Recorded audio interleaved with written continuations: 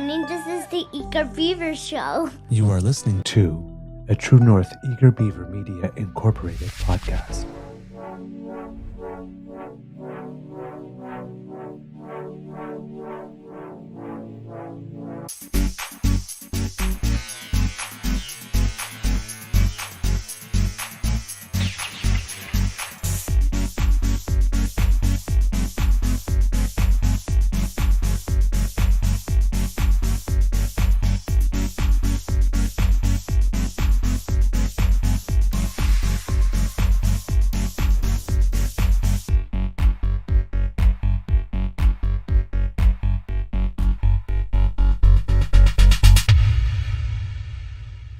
The True North Eager Beaver podcasts are proudly brought to you by our founding sponsors, the Misfit Mysteries from Corvid Moon Publishing, your source for science fiction, fantasy, and cozy mysteries featuring a broad diversity of characters, CanadianTarot.com, your uniquely Canadian online eclectic tarot community, and the Peppermaster, hot pepper sauces made from farm-fresh ingredients to thrill your taste buds and expand your mind.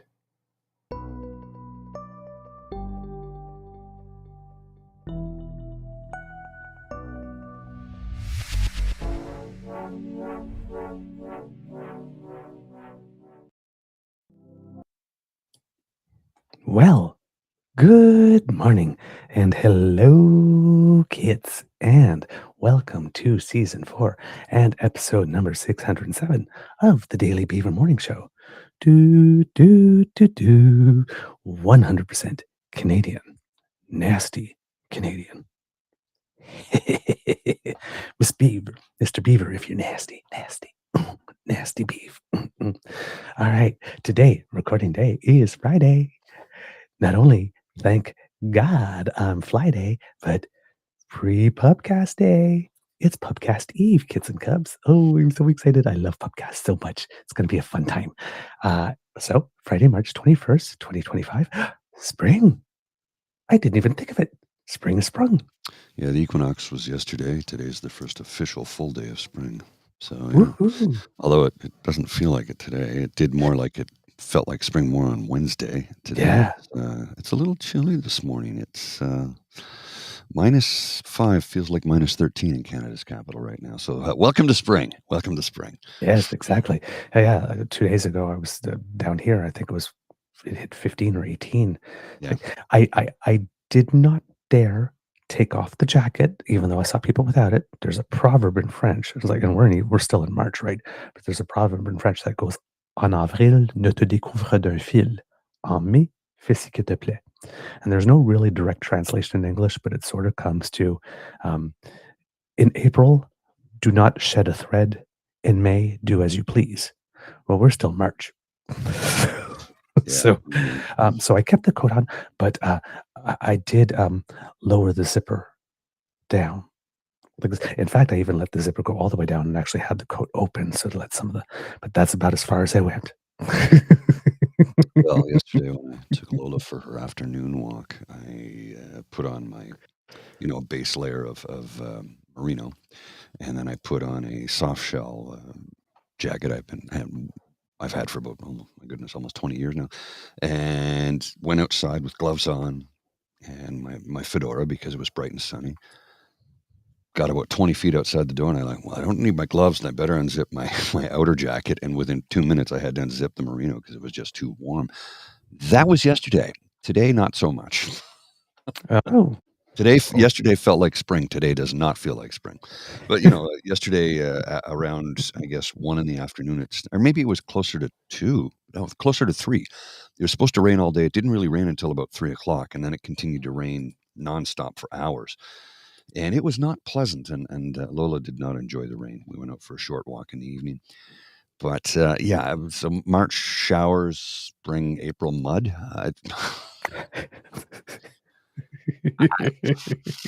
Yeah, man. I know. The one thing I am very happy about is that we didn't get much of a slush season, which is the season I do not like. Yeah, no, I don't think anybody. We went from winter to mud, but yeah, not slush. I'm okay with that. I must admit that I have a personal bias because where we live, for some reason, there was a storm drain. There used to be a storm drain literally right next to our property. So all the water, because there's not the parallel, the lateral street around us is downhill. And it seems that the water comes downhill and actually turns onto our street to go towards the storm drain that's all the way at the end of our street. But it seems that there was another one that was close to our place that they removed somehow. So now there's only one storm drain for like 6 blocks or something, like all the way down the hill. And for some reason, in our right in front of our laneway, there's some type of depression. So when it's slush season or it's melt, all the water collects there, and it's not like a little bit. It's like I used to be a dancer. There's not, and we have a laneway that you can park 3 cars in.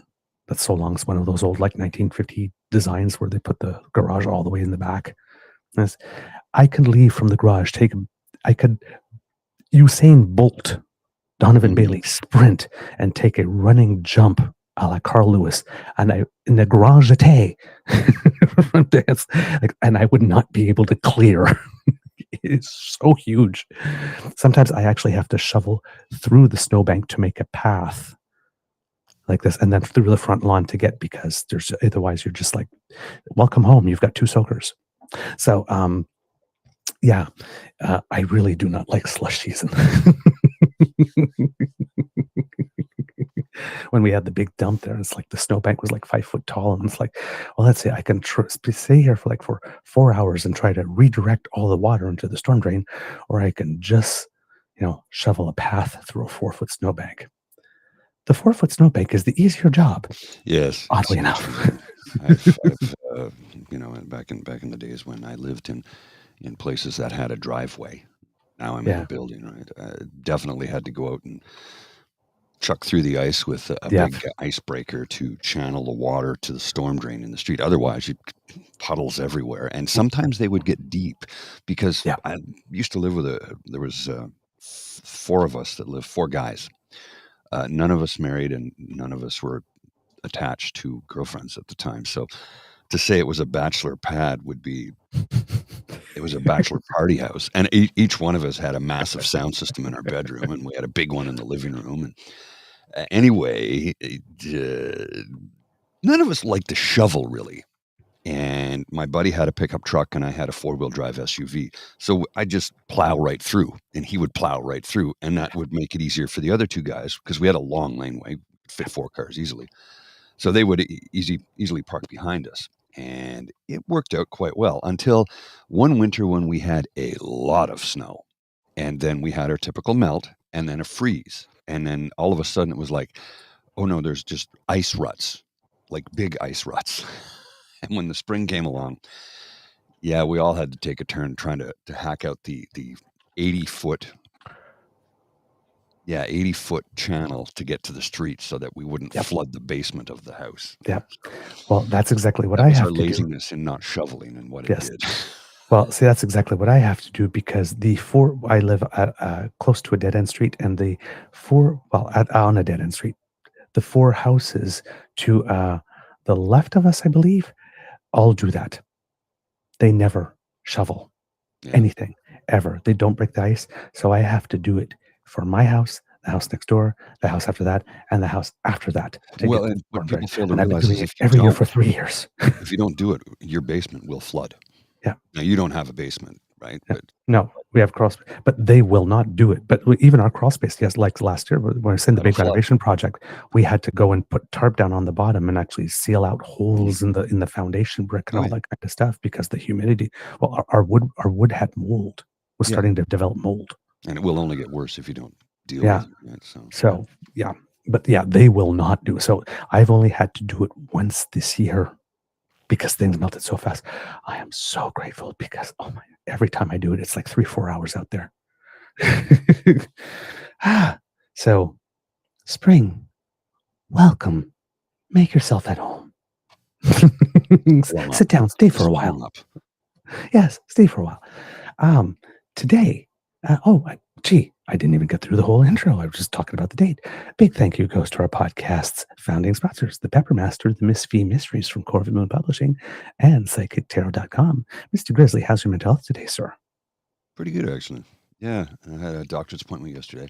I apologize. I was going to try and record an ASMR and go live last night, but my day got away from me. I had a doctor's appointment, ran longer than we both expected, but it was productive.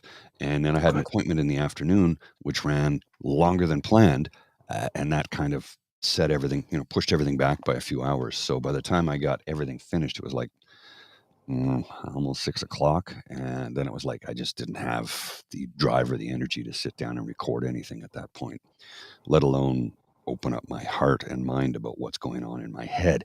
So I didn't get it done yesterday, and I apologize. I'm going to try and get it done today. I have more editing to do. There's more stuff that needs to be done for sure, but I think today might be okay. I might be able to get it done. All right. I know on my end, I have to admit, yesterday I had a rough day. I won't get into it too much today. I might maybe on podcast tomorrow. I know it's usually cheerful, but this, if we talk about it, this section probably won't be as cheerful. But someone I care very much about, apparently, I disappointed them, and in the process, I felt it was unfair, and I got really disappointed myself, and it actually sent me into a little bit of a tailspin yesterday. So yesterday, the day started out great, but around 1 or 2 o'clock in the afternoon, it took a really, really, really bad dip. So yeah, Sorry to hear that. yeah, it really, really, really, really affected me. Actually, one of the things, it's all.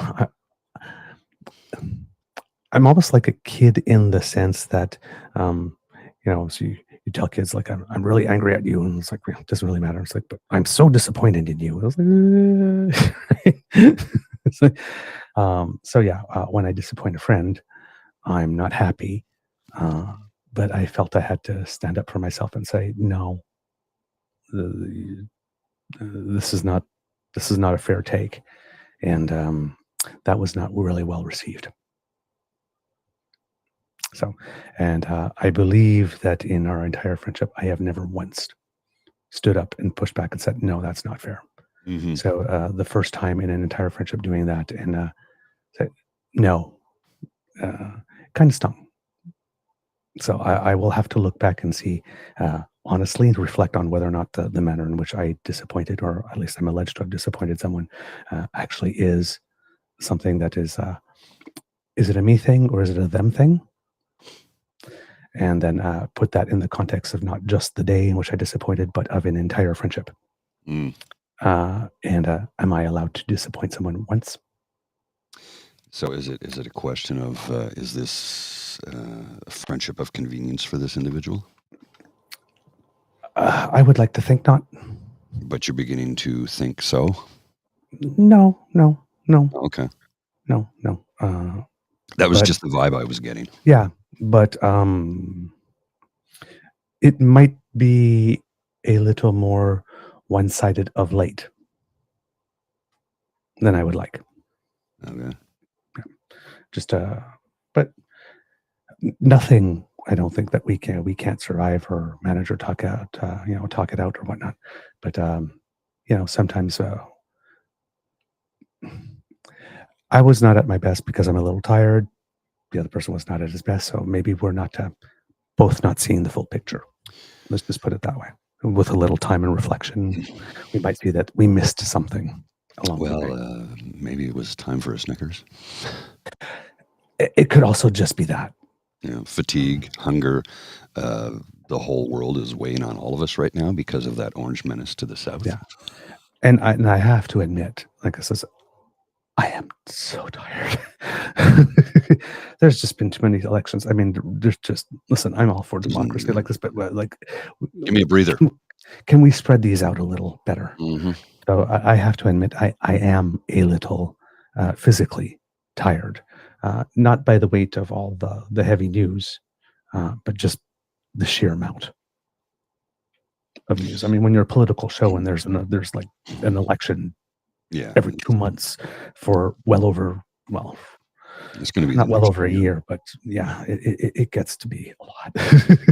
Well, But hey, speaking of elections, and we all know that the prime minister is apparently rumored to call an election on Sunday. called it. It hasn't happened yet, but Yes. all things point to it could be. Did you see the exchange he had yesterday in Edmonton with a individual from the Western Standard who wants to call themselves a reporter? I did not, because I was a little busy focusing on the Premier of Alberta's temper tantrum yesterday. Well, there was that too, but I want you to watch and listen to this, because this, oh my, I had to watch it 3 times because each time I was yelling at my phone. Okay. This is brutal. Okay. And the best part is the prime minister is not having any of it. Great. Okay. So, given that I have not seen it, just let it wash over me. Yes, I will. Okay. It's quite something. Just watch. Prime Minister, thanks for taking my question, and welcome to Edmonton. And James from the Western Standard. You recently... Sorry about the microphone. Yeah, no problem. I'm a pretty tall guy. You have not been elected in a federal election yet, and you recently flew to Europe on government wide-body jet at the expense of at least $500,000. So the question I have for you today, and maybe I'll say this before I ask the question, these people around you all paid for that flight, and you've not been elected yet. So will you commit to refunding these taxpayers for that flight? Well, it's an interesting question, way of framing it.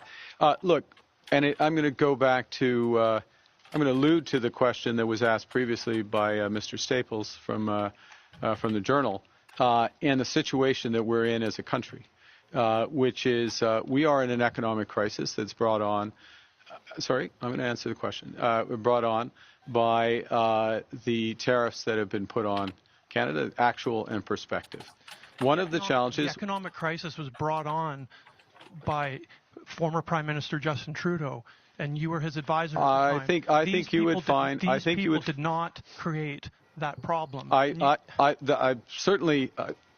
hey, nobody in Canada created that problem. Nobody in Canada created that problem. The U.S. government has decided to put tariffs on all of its closest allies. All of its closest allies. I wouldn't for a moment suggest that anyone in Canada is the cause of this. What our responsibility is to take action to react to a different world that we're in.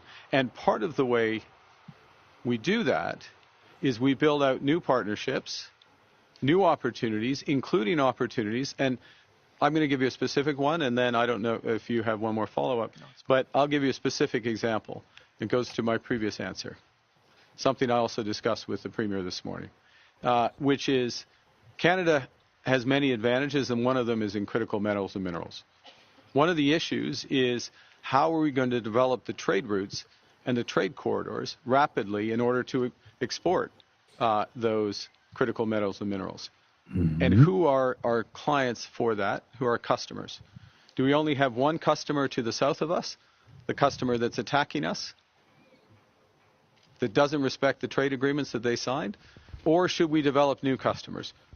New customers in Europe. What's required, if I may, what's required for those new customers is to build out trade corridors and infrastructure, including what I referenced in my previous answer and discussed with the Premier, is the potential to go north, go to new deep water ports, Churchill as an example, Gray's Point in Nunavut as another. And that creates a whole new set of opportunities for Albertans as a whole, for people across the country, for these hardworking people around me and those like them in the trades. And that's what my job is. I'll take that as a no then. No, you'll take that as a very comprehensive answer to... Oh! Yeah. So I love that, because that was a clapback that Pierre Poilievre would use frequently. The question was, well, to begin with, the unmitigated gall of that asshole. Yes. You took a recent wide-bodied flight on a jet to... Yeah, it's his job. You weren't elected. He was elected Liberal leader. The Liberal Yes. Party is the one that's in power. He becomes the Prime Minister. Yes. 11 Prime Ministers have become Prime Minister in that manner in the course of our democracy. Just because you don't understand how the Westminster system of parliamentary democracy doesn't work doesn't mean the rest of us don't. Again, the Premier of Alberta became Premier under that same system, the same way. And she did not have a seat for months, and I'm sure she traveled. Yeah. Well, that's the other thing. That's Well, what I'm saying. She didn't start with a seat. They have no problem when it's the Conservative Premier of Alberta doing it, and it's literally recent history, not even 5 years ago. You should be old enough to remember. They won't even acknowledge it, though. That's the worst part. But the thing is, it's the whole, everybody here paid for that. Yeah? So tell me you don't know how the system works without telling me you don't know how the system works. He's the Prime Minister. It's his job to set up trade routes because our current largest trading partner is stabbing us, not in the back, but in the face. So what are we going to do? Repeatedly. Right. Yes. So what are we going to do? First, we're going to defend ourselves by doing the same thing back and then opening up new trade routes. That was a non-question. It was bullshit. And then he goes, well, that it was just created by Justin Trudeau. I love his response. No Canadian created these tariffs. Okay. Yes. Yes. This was created by Donald Trump. Yes. Yeah. Now, I think also the question, that was a nice pivot for him because the question was sort of like, Justin Trudeau destroyed the entire economy, not just, was not responsible for the tariffs, but he was able to bring it onto ground. Here's the thing, right? Let's do a couple fact checks here, right? Nobody voted for this guy. Over 130,000 Canadians did vote for this guy. And you could have done it too if you signed up. All you had to do was sign up. Sign up. It wouldn't even have cost you a cent. All you had to do was sign up. So you chose not to participate in democracy. In the only way, really, according to the Westminster parliamentary system, that you could potentially directly vote for a prime minister. Correct. It's the only way. You're not directly voting for a prime minister. You're voting for a leader of a party. But because of the system, the leader of the party that controls the House, that controls the confidence of the House, becomes the prime minister. Therefore, yes, you are voting. It's a rare occasion. You're voting de jure for a prime minister, but you're voting de facto for a party leader. That is the vote. If you choose to not exercise your right to vote, then don't complain, number one. But you had the chance. But don't say no Canadians voted or this guy's unelected. This guy is elected. He's elected as leader of the party. And because this party controls the confidence of the House, this person therefore becomes the prime minister. And it has been the case since the dawn of time in Canada. Mm-hmm. Since Canada has been Canada, and the Westminster parliamentary system even predates that. And this is like centuries old. Correct. Right? So this is not new. Number one. Okay. Number two, throughout her entire political career, 2022 by-election, Danielle Smith received 6,919 votes to gain her seat. Then in the 2023 general election, she got 13,315 votes to gain her seat. Previously in 2012, 10,094 votes. Danielle Smith has had, 11,000 roughly, plus another 7,000, 8,000, plus another 13,000, 31,000 people vote for her in her entire political career. Marc Carney had 131,000 Canadians vote for him in one night. Correct. He is way more legitimate than she is in terms of number of Canadians who have voted. Exactly. So let's just STFU about that BS. Look, number just two, you don't understand the system doesn't mean that it's broken. You need to, use this thing called Google. You're a journalist. No, he's not. Is your duty? No, they represent themselves as journalists. Okay, fine. If you're going to represent yourself as a journalist, it is your duty to know this. Correct. You need to know how the system works. Otherwise, you're just a gaslighting asshole. Duty. Your job as a journalist is to provide and convey information. In order to do that, you actually have to know the information. You actually have to care about the truth enough to actually care enough to actually go and find out the information. You know, when they get bent out of shape, the Prime Minister is traveling around the world. Yeah, that's his job. The only time I ever got bent out of shape about Stephen Harper traveling to another part of the world, the only time was when he insisted that he take his limo on the plane to India. Now I'm not feeling so bad about that. Well, now, but at the time, I mean, now I think, okay, good idea. But at the time, it pissed me off because it was a new precedent set and it had never been done before. And it cost us another $1.5 million to do it. It did. But in hindsight, it's the way to go from here on out. In one way, yes. In another way, I mean, Modi was, I'm not sure if Modi was the prime minister at the time that Stephen Harper did that. He was. I believe he might have been. Modi's been there for a while, so I'm not too sure. But well, Modi and Harper since have become very, very good friends because Modi was on the IDU website until very recently. Well, and Modi, of course, accusing the prime minister's plane of being loaded with cocaine. Yes, after not having set foot on it. Yes, that I'm sure that was very, very helpful to Pierre Poilievre at the time. Yeah. Mm-hmm. Now. So on this thing, if Pierre Poilievre ever becomes prime minister, we make an accusation that his plane is filled with cocaine every time he gets on it, or whiskey, one or the other. Like, come on. Yeah. How childlike do you have to be? Exactly. Now, here, he's not elected. We have a caretaker government. No, we don't have caretaker government. It doesn't exist in this country. No, we do have caretakers. Yes, once the writ is drawn.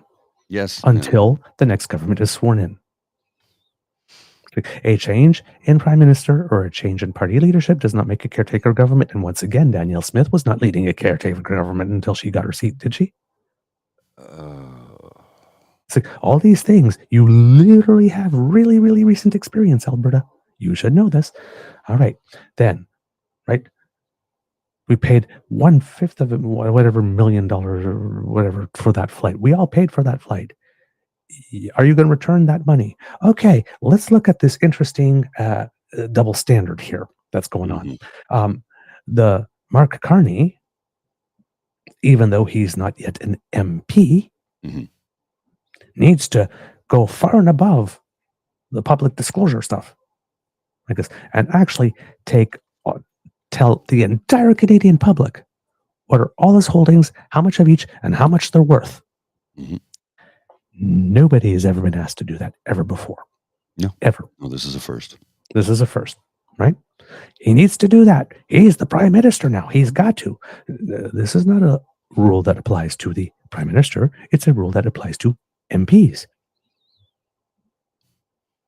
As prime minister who's not yet an MP, he's already done it.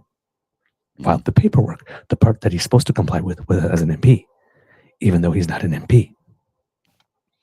So for that, he is the prime minister and he has to go now. But when it comes to representing Canada on the world stage, for example, during a trade war, well, then he's not the prime minister and he's not entitled to have his travel covered by the Canadian taxpayers. That he has to refund personally. Yeah. Because, you know, funny how he's the prime minister. Yeah. Funny how it's the prime. Yeah. Funny how he's the prime minister when it is you want to get access to his documents so that you, Brian, or the Western Standard, or Rick Bell, or Danielle Smith can tell us how the prime minister is so corrupt and conflicted rather than waiting for the ethics commissioner to tell us whether or not he is. But he is not the prime minister when he wants to travel to Europe to try to negotiate actual other markets for the product that you guys are destroying yourselves trying to protect. Well, and let's not help forget him, help you. What is the raison d'etre for the Western Standard, other than to throw mud at Ottawa constantly, is they are beholden to oil monopolies, right? Exactly. And who buys most of the oil? South. At deeply discounted prices. Well, that's the thing, right? So now we have a pipeline that the Liberal government built to Tidewater. We can ship that oil anywhere we want. We don't have to sell it to the U.S. at a discount. We can sell it at market value to whomever we want now. But they're not happy with that. They kept on saying they wanted that. They've been saying for a long time they wanted it, but now that they got it, they're not happy, right? They keep on talking about sending oil north, east, and west, but they're really pissed off about it no longer going south for some reason. Works. Mm-hmm. Funny how So that works. here's the question. Why does the Western Standard want the Prime Minister of Canada, who, by the way, was cleverly adopting Smith's language about, going north, south, and, finding all these markets? Because isn't that what they've been saying? Gee, if only they had built that liquid natural gas terminals, we would be able to be sending gas to Japan right now. It's like, okay, well, that's what he's trying to do. Except for not only oil and gas, but critical minerals and steel and aluminum and potash and canola and all that type of stuff, especially canola, considering that you just got hit with 100% tariff from China. Yeah. And apparently they're negotiating that as we speak.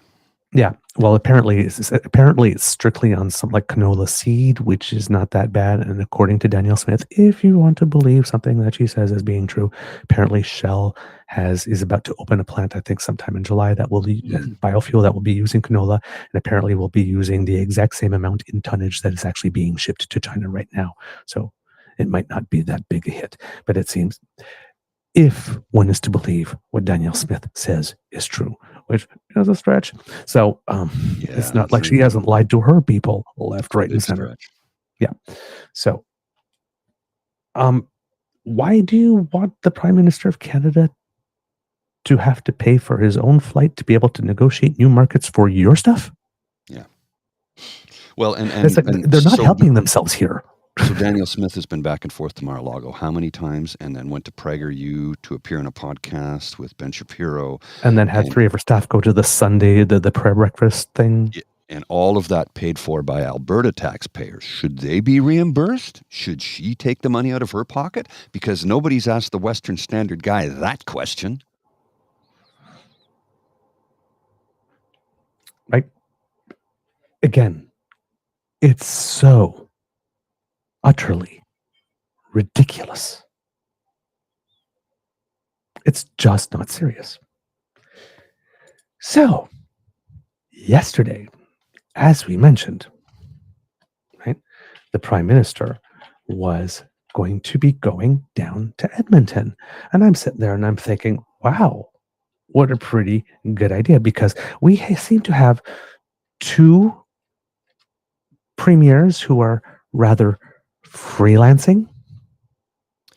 Yeah, they've been kind of, well, one of them has been basically, after having a meeting with the Prime Minister, has kind of lurked back into the shadows. Yeah, a little bit. The other one got smacked. Yeah, yesterday the other one got smacked hard, really hard. And I've been telling you about his schedule. Mm-hmm. Right? Dofasco. Steele. Right before going to France. Then meeting with the sovereign. Then meeting with the leader of the UK. Then flying to Nunavut.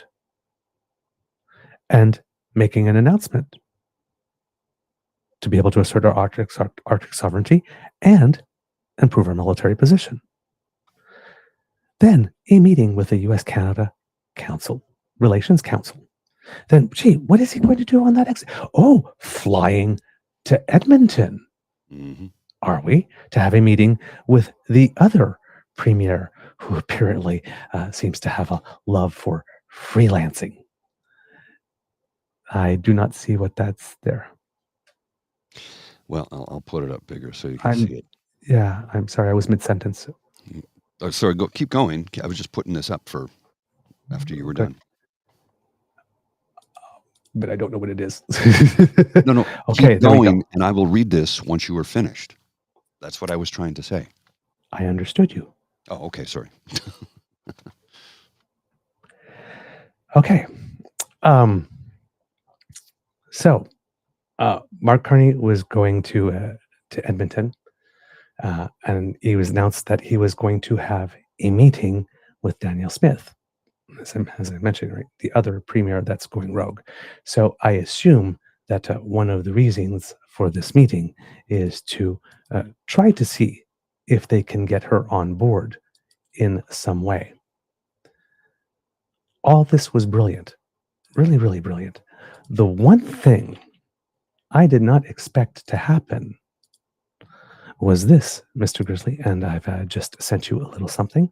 If you could put on, please. Just a second. But the Prime Minister made a special stop somewhere along the way, and this one must have, I am sure, again, Jenny Byrne and Pierre Poilievre throwing ketchup against the wall. Just like Moment of appreciation.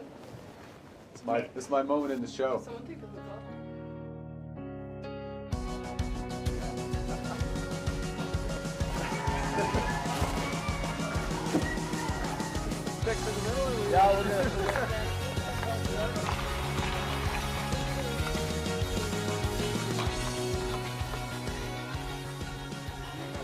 Oh, it's fantastic. Living the dream. Best sport in the world, best team in the world, best country in the world. Yeah, there are a lot of people who are just losing their shit over that yesterday, which I think is hilarious. Absolutely. Oh, yeah, really losing their shit.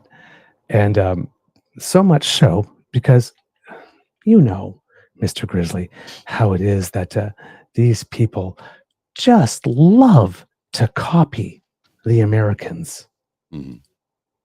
Well, I have something for you. I don't know if you saw it yesterday, but this one is going to make you laugh. So I have 2 more links for you here, Mr. Grizzly. It will be the second one that we'll start with here. Because when you say people have lost their minds, Mm-hmm. they really have lost their minds. Now, this is from let's just put it this way, pretty much a nobody. There was a nobody account, right, on the jitter. Basically, you know, sort of blanky avatar, and you know, low followers, and not really from anywhere, and that type of thing. And you will notice, for those who are seeing it on screen, if you remove the first and the last letter of the handle, you have a really interesting word. Their handle is NCUNTE. Mm-hmm. Yeah. So advertising who you are. I'll put this up on the screen. But Kamala never worked at McDonald's, but for Canada. Rolling on the floor, laughing my ass off. Conservatives are desperate and super mad that Carney got hockey covered before PP. Marc Carney never played any level of hockey except house league. Come on, stop it. He can't skate better than a nan on a field trip for her grandkids. This dude is pure fraud. Ryan Garrettson. Carney plays hockey with energy and vigor this country needs right now to succeed. With an eye roll, of course. Effing loser can't even cross over. It's like he's skating on water. He's a fraud. Okay. He's wearing his I'm going to let you handle this one. He's wearing his goalie skates because he's a fucking goalie. So you know what it's like trying to skate in goalie skates? Out playing forward on goalie skates? I've done it. It's not easy. Goalie skates are meant to slide back and forth. You're not doing fancy shit in goalie skates. Put regular skates on and you do the fancy shit. As a goaltender, you are one of the best skaters on the ice because you have to be super mobile on your feet and able to get up and down really quickly. I know. I've been doing it since 1977 when I started playing goal. Prior to that, I was defense, and prior to that, I was a centerman. This is where it's really jealousy and bullshit by a bunch of idiots who've never played the game, clearly. And he played NCAA Division I hockey for Harvard as a goalie on a partial hockey scholarship. For references, U of A Golden Bears hockey university sports is on par with NCAA Division III on the upper end. He's played higher than the Oilers' current e-bug. So yeah, it's just these wannabe losers who have never amounted to anything in their miserable fucking lives want to pick on a guy because, well, he's not skating like the NHLers. Maybe because he's never played in the NHL. And the reason he didn't get in goal for that, do you really think the Prime Minister of Canada would be allowed by the RCMP, his security detail, to get in the nets of an NHL team? They wouldn't allow it. They wouldn't allow it because there's too much possibility of risk of injury. Unless all the players sign something saying, hey, that we're only going to shoot this hard, and then you get the visuals. Well, gee, they weren't really taking their shot. Yeah, What exactly. a goal, It's like right? it's a lose-lose situation. Somebody Exactly. somewhere is going to be pissed off because they're jealous little punks. Okay. Now, the first link in that one is actually the Prime Minister in the skate, in goalie skates. And this is why I wanted to hand that one to Mr. Grizzly, because, hey, it's convenient to have a goaltender on the show. Yeah, well, that helps. Now, watch. Now, they're focusing on the skating, but watch the stick handling.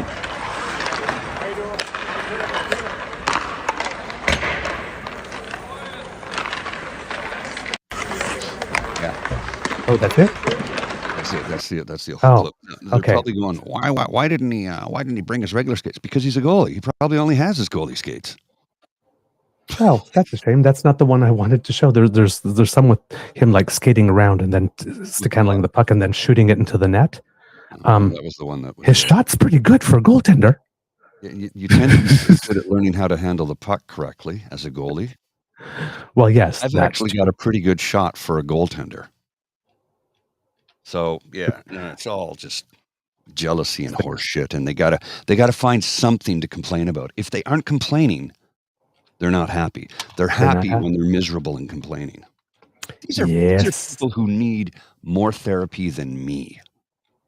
Because I'm happy when I'm happy. You think I like being in this frame of mind right now? I hate it. I don't like having to get upset over stupid shit like this. I don't like it when I have to correct people on how our parliamentary system works. Basic civics, folks. Basic civics. And here, how cool is this? One of our viewers, Jason, said, I failed civics. He says, I've learned more about civics watching this show for the last 3 years than I ever did in school. So thank you. Wow. Thank you. Thank you. That's high praise indeed. Thank you very much, because he says, look, right here. I put it on the screen. I failed civics in school. I've learned everything I know over the last 3 years from these lads. So thank you, Jason. We appreciate that. We are here to help inform people, not teach, but inform. And by giving you the information, you require information to know how to make an informed decision. That's in your best interest. You need to know how the system works.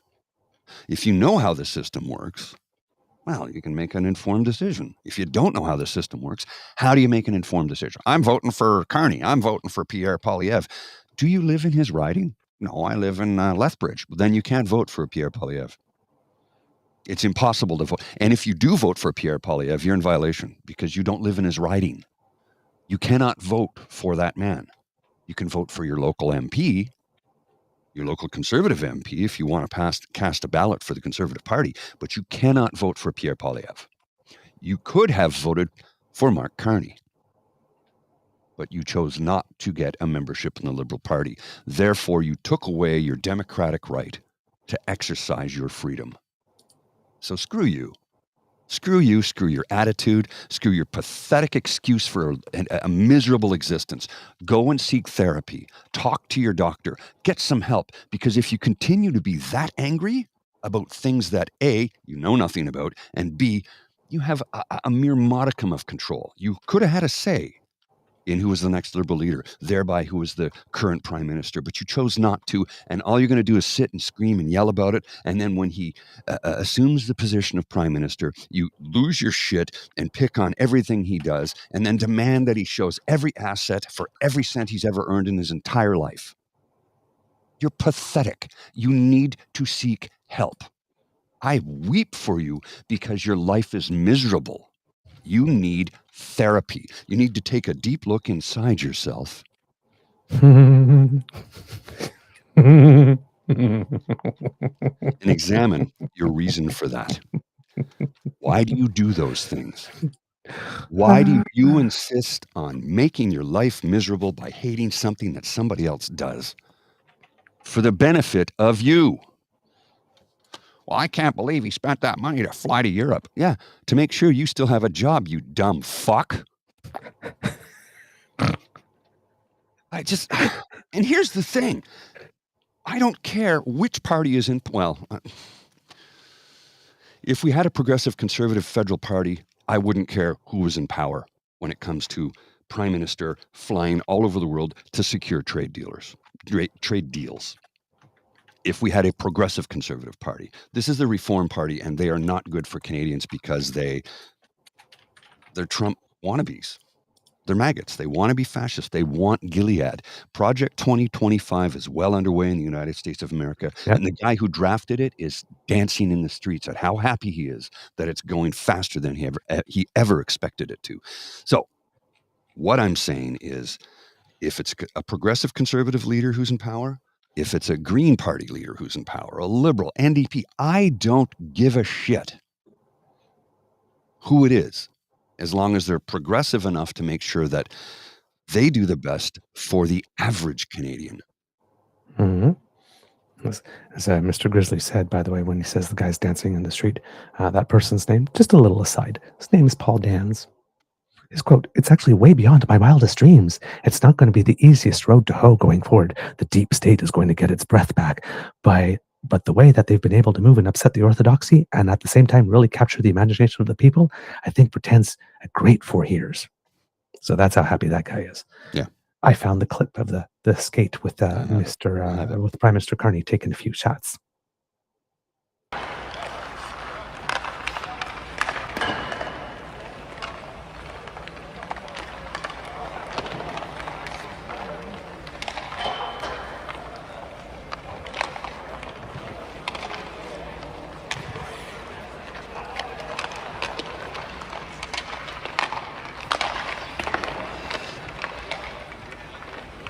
Just scoop right in.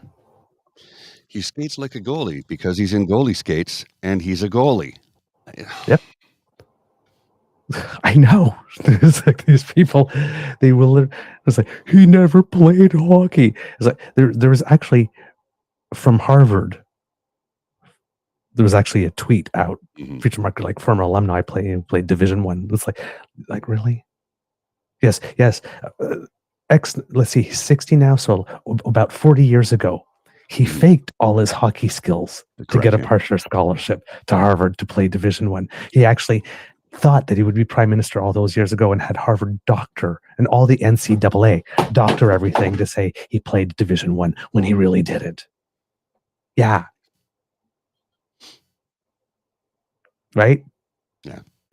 And kids and cubs, now I'm going to have to ungracefully duck because I got excited and moved my hands because I'm French and knocked the mouse off the desk.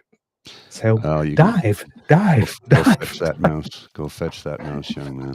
I'm going to bring this back that I brought in earlier, and I didn't get a chance to read it yet. But this was from this in regards to the meeting that Danielle Smith had with the Prime Minister. So this is Danielle Smith's tweet. At his request, I met with Prime Minister Marc Carney yet today. We had a very frank discussion in which I made it clear that Albertans will no longer tolerate the way we've been treated by the federal Liberals over the past 10 years. I provided a specific list of demands the next Prime Minister, regardless of who that is, must address within the first 6 months of their term to avoid an unprecedented national unity crisis. Now, what I am trying to do is discover if that is fake or real. And it's not. I have the actual tweet right here. Real. And I have the full thing. And I'm going to share it with you right now. So that was just a screen cap. Here's the full thing. This is the full tweet. This includes guaranteeing on Alberta full access to oil and gas corridors to north, east, and west, repealing Bill C-69, aka No New Pipelines Act, lifting the tanker ban off the BC coast, eliminating the oil and gas emissions cap, which is a production cap. No, it is not. Scrapping the so-called clean electricity regulations, ending the prohibition on single-use plastics, abandoning the net zero car mandate, returning oversight of the industrial carbon tax to the provinces, halting the federal censorship of energy companies. Like, she just goes on and on and on. And this is all legit. I'll put the link in the chat to anybody who wants to read it in depth. It is unbelievable the temper tantrum she just threw, the shade she just threw towards the Prime Minister, threatening a national unity crisis. Oh, girl, you have no idea the mire you just stepped into. Well, here's the thing. Unfortunately, you scooped me with that one, but that's okay. I thought this was a collaborative effort. I know, but I'm getting a coffee. I'll be right back. okay. All right. So that tweet clearly is a sign that that meeting with Danielle Smith did not go well at all. At all. Because that is an epic meltdown. And not only was that an epic meltdown post-meeting, that was an epic meltdown. She had an epic meltdown pre-meeting because before she met with him, she had a little press conference, right, in which she was saying all these similar things. You know, the federal government needs to do this, needs to do that. And I haven't met him yet like this, but I'm going to make it very clear to him that I'm done. So Danielle Smith was definitely thinking that she was going to enter a room and do her domination play like she does with everyone else, and that this was going to go over very well with Marc Carney. Now, as we mentioned before, Marc Carney has had a breakfast with Doug Ford, and Doug Ford seems to have tampered down certain things. But Danielle Smith is just not that kind of girl, quote unquote. I know she's a woman. Not that kind of girl is the title of a song. That's why, quote. You know that she's going to balk at everything because she has not once shown that she has any will or desire whatsoever in any way, shape, or form to be on Team Canada. None. Right. The rest of her tweets, the last two paragraphs, I'm just, what? I also made it clear that Alberta, as owner of the resource, will not accept an export tax or restriction of Alberta's oil and gas to the United States, and that our province is no longer agreeable to subsidizing other large provinces who are fully capable of funding themselves. Lastly, I made it clear that federal mismanagement of Jasper and Banff National Parks resulted in last year's tragic wildfire in Jasper, and it is endangering Banff, and the situation must be rectified immediately. With the federal election about to be called, I encourage all Albertans to get involved in what is likely one of the most pivotal and important elections in our nation's history, and to support the party and candidates that have consistently advocated for freeing Alberta from the federal overreach and the repeated economic attacks our province has faced from Ottawa over the last 10 years. What the hell? Lady, you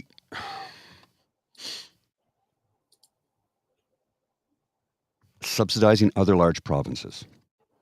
Okay, you don't do that. Jason Kenney, the former premier, who when he was in the cabinet for Stephen Harper, rewrote the rules. All taxes go into a federal pool, and then they get doled out according to those who require them the most. You do not subsidize anyone. You cannot dictate to the Prime Minister of Canada that export taxes cannot be levied. It does not work that way. She's the stay on your own. Remember, she's the stay in your own lane lady. Yeah. So, before the unmitigated gall of this woman. I can't believe this, and yet I just read it, and she said it. 17 hours ago, she said this. She tweeted this live.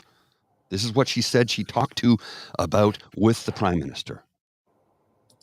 This is the first for something like this. I've never seen this before. We're supposed to be Team Canada? She's like, no, I'm just Team Alberta. Screw everybody else. And she's been like that since day one of this tariff threats. She wouldn't show up to the meeting. She called in. And Doug Ford said she's not really on our side. Paraphrasing, of course. Mm-hmm. She is not on Canada's side. She's on her side. That's it. Saying we're not going to accept any tariffs or export taxes. You don't get to decide that. Who the hell does she think she is? This is just unbelievable. I've never seen anything like this. It's astonishing to me that she thinks she has that kind of power and control. She's the premier of a province, not the prime minister of the country. And again, the prime minister can't just do it whatever he wants. She seems to think she can do whatever she wants. When is she going to pay the piper? When is she going to answer for this? Okay. So, according to the National Observer, Lisa Johnson and Jack Farrell, prior to meeting Marc Carney, this is what happened. Alberta's government is proposing a law it says would ban federal employees from going on any oil-related sites, from wellheads to corporate head offices, but critics say the province doesn't have the legal right to do so. Premier Danielle Smith said Wednesday the goal is to keep federal staffers away from any place where oil and gas production and emissions data might be located. Quote, Alberta will do whatever it takes to shield our economy from the Liberals' growth-killing lunacy. She hasn't met with him yet. No. So this is her entering a new territory, lifting up her leg and peeing over everything. Say mine. She said it's necessary because she doesn't trust how the federal government will calculate greenhouse gas emissions as it continues to craft its proposed emissions cap. Quote, because the federal government has come up with different numbers at different times for their own purposes. That's not why the federal government collects data, not for their own purposes. And when you say for their own purposes, based on your previous statement, I'm guessing that those purposes are sinister and inherently anti-Albertan. We think that we actually need to get real data, and because we're the ones on the ground, we'll be the ones able to do that work, she said. Now, the reason she is saying this bullcrap is because she collects, so far the data being collected is being collected by the companies and it's collected on their sites. But since then, we have discovered, because yay, science, that if we actually measure the air around, we actually know better how much emissions there are. And all the studies have shown is that when you actually take the air off the ground, you actually measure the air, you actually get way more accurate data. And we've all found out that the emissions are way higher than we thought they were. Oh, yes. Particularly for methane. So she doesn't want the federal government collecting data according to the most modern and most up-to-date standards, which happen to reveal that emissions are higher, and particularly emissions of the more dangerous of the two between methane and GHGs. She doesn't want that to happen. So she describes this as the federal government collecting data for its own purposes. And, we're the ones on the ground. We'll be able to get that work. We actually need to get the real data, she says. But it gets even better. The premier said emissions data is the property of the Alberta government, and if a private company doesn't comply with the new rules, the province could make it a condition of its license. She did not specify which licenses or leases might be under threat. She said her government's proposed bill, if passed, will bind federal employees, but later Wednesday, the government said in an email it won't apply, quote, when enforcement officers have a lawful right, justification, or excuse to enter facilities to inspect and or investigate, which they have.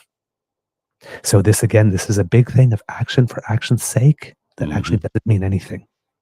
The legislation introduced Wednesday by Justice Minister Mickey Amery, who apparently has a couple of things that should be looked into himself, doesn't specify which federal employees it may or may not target. Rather, it just says the legislation, quote, binds the government of Canada, which, I'm sorry, provinces don't pass legislation that binds the government of Canada. The government of Canada passes laws that binds the provinces. You are the junior partner in this relationship. The junior partner in this relationship.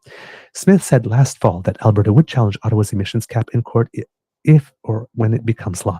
And how many times have you challenged Ottawa, and how many times have you lost because your interpretation of the Constitution happens to be fantasy thinking, which you certainly made many press conferences a couple of years ago saying you don't believe in? She's delusional at best. Yeah. Psychotic at worst. with the number of times that she said something's unconstitutional, then challenged it in court and got to the Supreme Court and had her nose wrapped with Alberta in general on these types of issues with a rolled up newspaper, maybe you should not be so confident in your own interpretation of what you think is constitutional. I would not have the luxury of the smug confidence that she has, given the number of losses that she's picked up.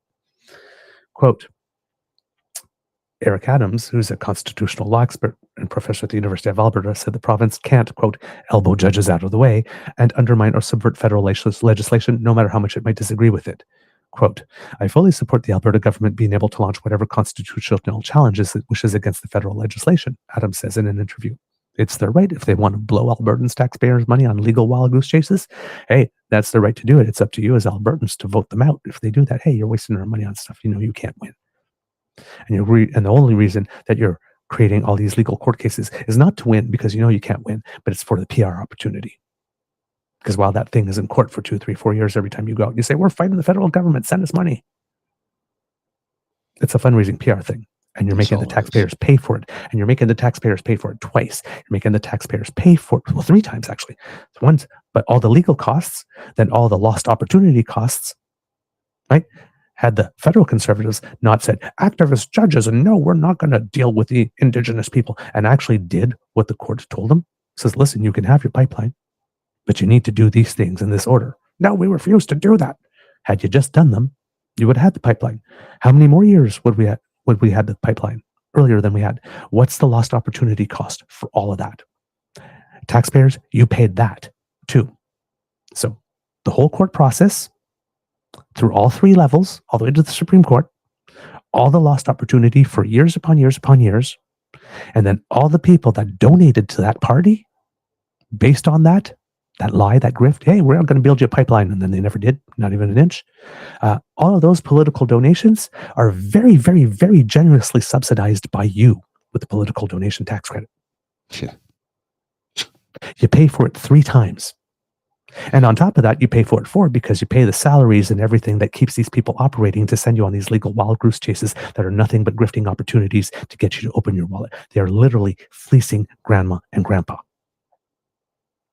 And they're getting for you to pay for it at every stage. You want to know why Alberta is not Norway? Because you're blowing all your money and doing this stupid shit. Rather than just saying, oh, well, the court said this, we have to do it this way. Okay, let's just do it this way and get it done. You start out the process seeking for it to go to court instead of getting it done. When you start a project like this and you don't even bother to have a meeting with the Indigenous community, you've just condemned yourself to court cases for years. You actively choose this. You know this. There's no way you can't possibly know it. There's God, Lord knows there's enough precedent. But you actively choose to blow millions upon millions upon millions and years upon years upon years of time to actually on this so that you can raise money for yourselves. It's a grift. The whole thing is a grift. It should be criminal. I agreed. What I don't think is open for the province to do is to take a valid piece of federal legislation, which is fully constitutional, and through sleight of hand suggest that they've passed a law to now make it impossible for that federal legislation to operate. That's simply not the way our federation operates. That's Eric Adams, constitutional law expert and professor from the University of Alberta. University of Alberta economist and law professor Andrew Leach agreed, adding that he thinks the government's goal is to, quote, have us entertain the idea that they could ignore federal laws, much like Scott Moe did when he made the good people of Saskatchewan believe that they would not be remitting to the federal government the carbon fees. So yeah, you still are, because if the government of Saskatchewan does not remit them, regardless of how they collect them or don't collect them, they get taken to court. Which means you get to pay for that court case too if that happens, but the money is still going. It's just now hidden. They're telling you you're not paying it anymore. But you are. You are, Blanche. You are. There's no real mystery here, said Leach. There's no way they can do what they're claiming they can. The whole premise of it is offside. Opposition NDP Justice critic Irfan Sabir told reporters the government is putting industry in the difficult position of being told to breach federal law, all in the name of, quote, political grandstanding. Even a first-year law student will tell you that one order of government, especially the province of Alberta, cannot bind the government of Canada with its legislation, said Sabir. He said courts are there to settle jurisdictional disputes. The province just can't write on a piece of paper and think that it will bind the government of Canada, he said. Smith's government has said it is determined to protect Alberta's jurisdiction over its natural resources and that the emissions cap could lead to a mandated production cut. No, not if you reduce your carbon intensity, it won't. But that involves you doing work.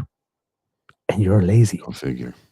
The Premier said Wednesday the latest legislation is a warning to Ottawa that Alberta won't tolerate, yeah, you will, unconstitutional overreaches, and that it's an invitation to help build pipelines across the country. Quote, if the new Prime Minister wants to resume an old fight, well, we will. We'll fight tooth and nail, she said. You never put down the gloves, boo-boo kitty.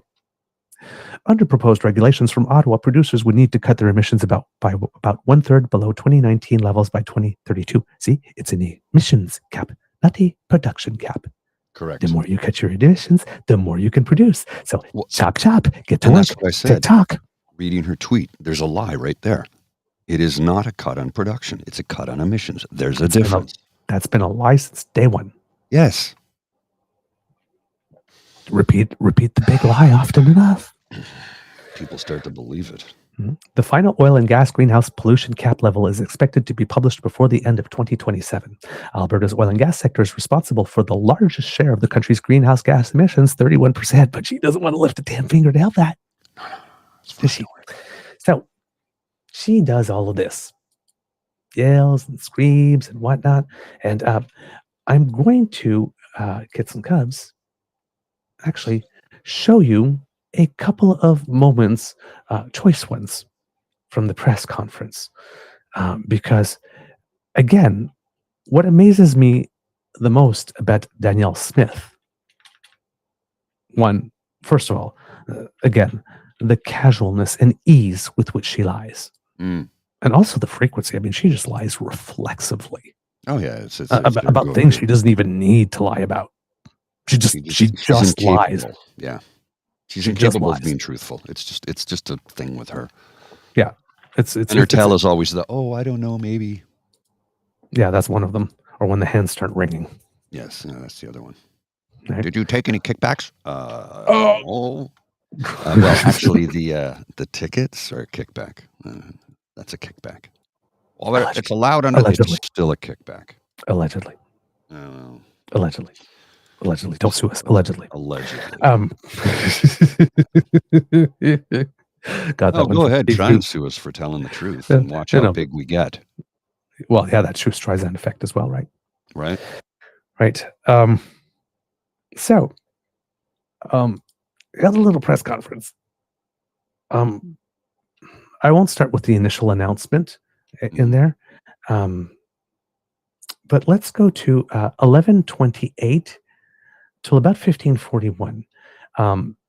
There are several little exchanges here. I'll kind of set it up. Things to watch for, right? She seems to be indicating that there's one single source of truth with regards to everything, and that it would be her. As we mentioned, she doesn't actually want people to calculate the amount of methane or GHGs actually in the air.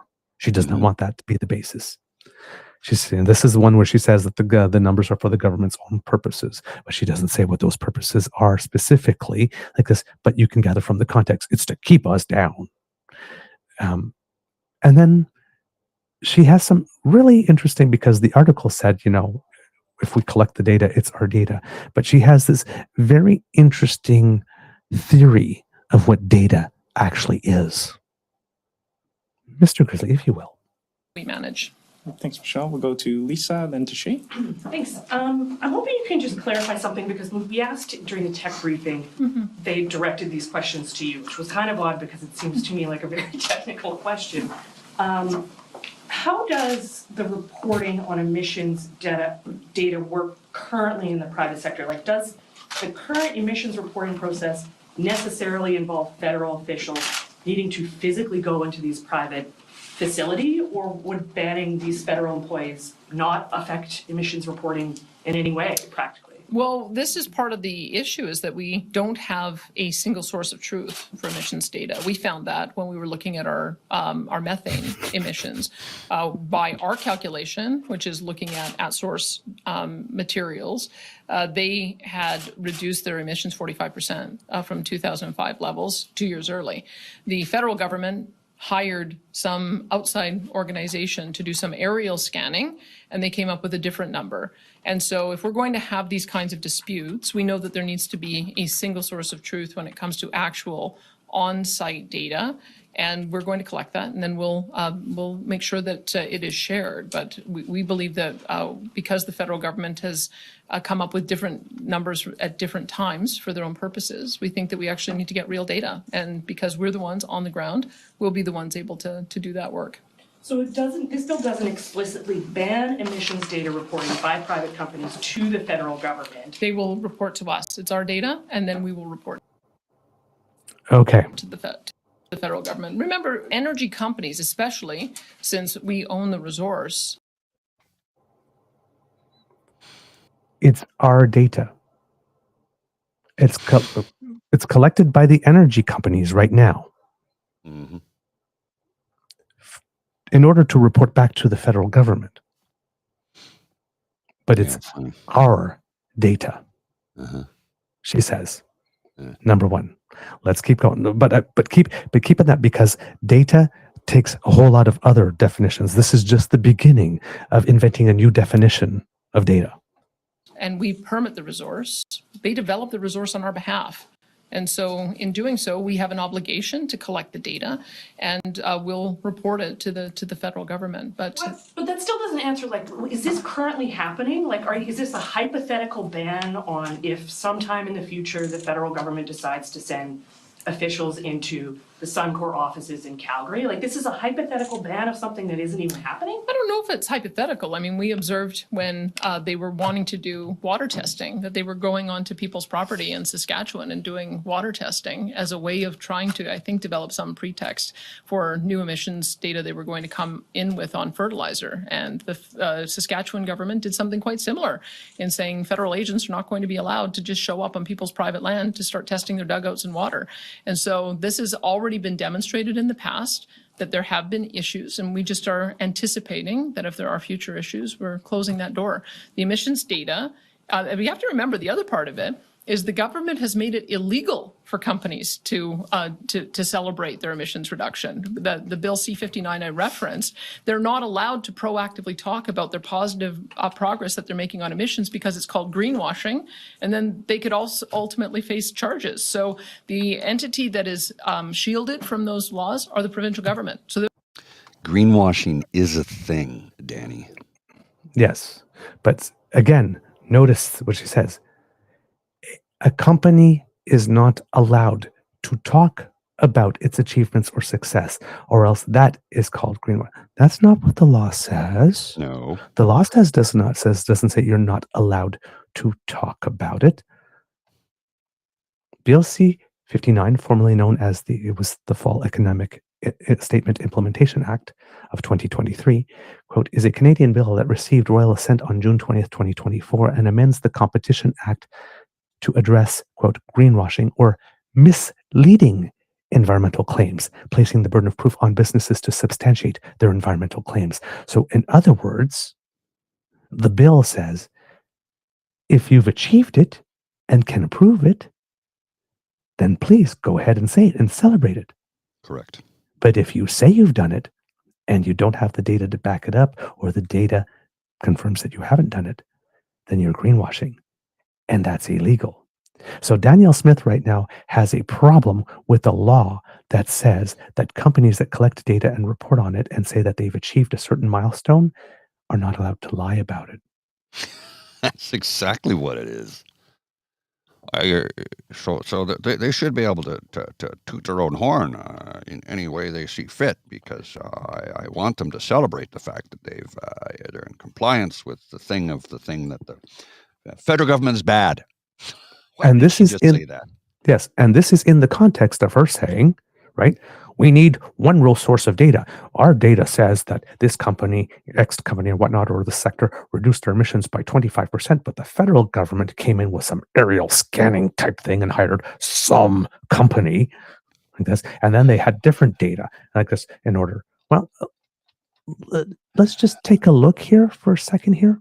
Methane aerial scanning, particularly using techniques like gas mapping LiDAR, GML, is often considered better than traditional ground-based methods for detecting and quantifying methane emissions because, quote, it's more efficient, sensitive, and can pinpoint leak locations with greater accuracy, leading to more effective emissions reduction efforts. She does not want that to happen. The advantages: increased efficiency and speed. Because you can do it over the air, it's fast. Ground-based methods are time-consuming and labor-intensive. Much more time-consuming, much more labor-intensive, much more, I'm going to use an old term here, I don't know what the new term is, but much more manpower required. Yes, labor-intensive. Labor-intensive. We need more bodies to do it. Exactly. So you can do more faster with less resources and more accurately. So an efficient, cost-effective manner. But she wants there to, but it's not a true source of data, apparently. Accurate leak location and quantification. Aerial scanning provides precise geospatial pinpointing of methane emitter locations, allowing for better prioritization of repairs and a more accurate understanding of emission sources. You can actually get to the problem faster. Correct. So, if there's something. Yep. Aerial scanning can help identify super emitters and other sources of methane emissions. Well, considering that the oil patch is the super emitter for the entire country, I'm guessing she doesn't want that data, isn't it? Including those from abandoned or marginal wells. Ooh, we can't have that data, which are often overlooked by traditional methods. The companies don't send people to the abandoned wells to measure those emissions, only the ones coming from the factory or the active ones, of course. While there is an initial investment, aerial scanning can lead to long-term cost savings by enabling more efficient leak detection and repair, as well as reducing the need for extensive ground crew patrols. By providing accurate data on leak locations and emission rates, aerial scanning can help improve safety for workers and communities by allowing for better planning and preparation for repairs. If you know where the gas is coming from, there's less chances that things go boom. Aerial scanning is well suited for monitoring methane emissions across large areas, such as entire oil and gas production basins and distribution networks. In summary, aerial methane scanning offers a significant advantage over traditional methods for detecting and quantifying methane emissions, leading to more efficient, accurate, and cost-effective emissions reduction efforts. And Danielle Smith apparently is against this. Well, from Christian here, he says she's not concerned about the method, just the discovery. Yeah. Let's keep on going because the journalist here, as you notice, is pushing back and asking questions. It's like, oh, by the way, is this hypothetical? Well, I don't know if it's hypothetical. Shouldn't you? Before you pass a law, we're doing this anticipation. Oh yeah, like those laws affecting transgender children, which were also in for something that may happen, but not something that is. According to your fantasy thinking, something that may happen according to your fantasy thinking. Hang on a sec. I just gotta disappear for a minute here because just like the invisibility cloak. Is it okay to come out yet? Is it okay to come out yet?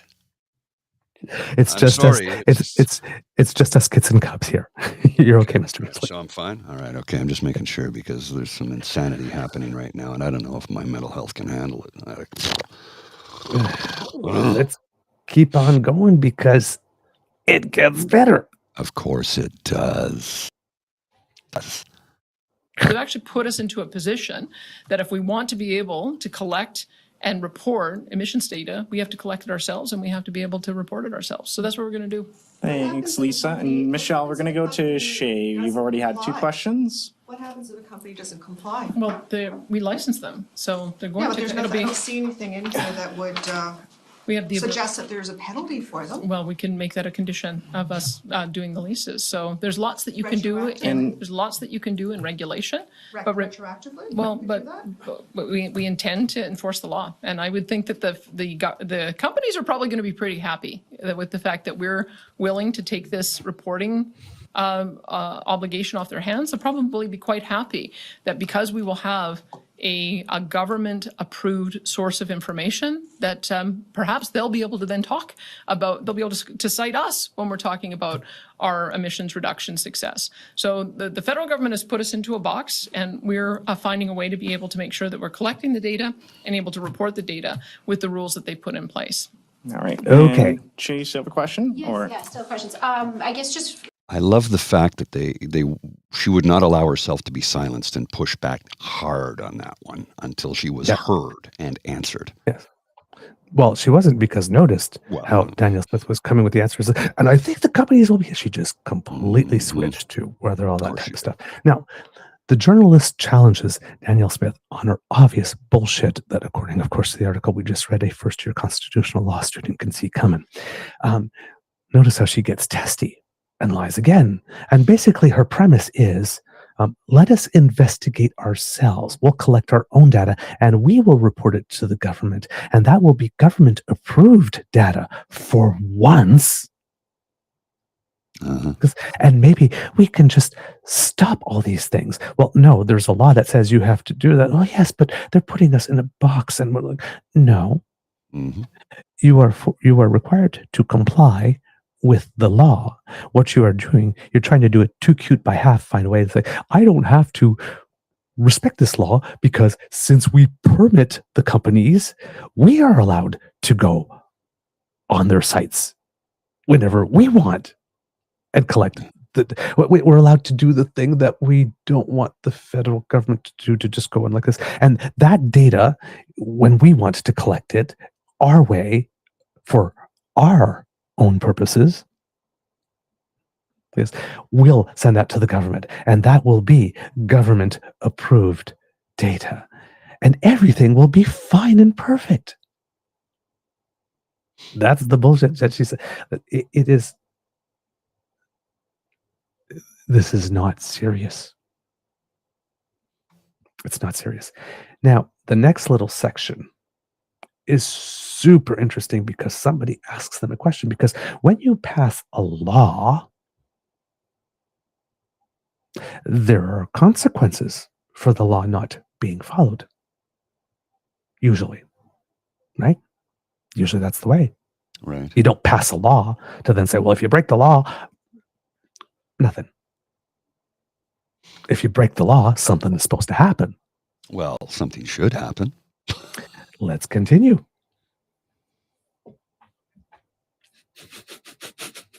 a couple, following up on your answer to Lisa's question, you had mentioned federal agents just would not be able to do that. Is the suggestion there that they would be arrested, and by whom? And then just as a follow-up, while we're still in the legal sphere, Canada's top court has ruled that under the Constitution's peace, order, and good government clause, Ottawa has the authority to enact laws that impact the entire country, such as emissions. So are you anticipating any sort of legal challenge from Ottawa in this, and what is your argument to defend against I'll let Mike talk about trespassing, and I'll let Mickey talk about the extensive way that they've used peace, order, and good government that may not be good lawmaking. And we'd be intending to challenge. What?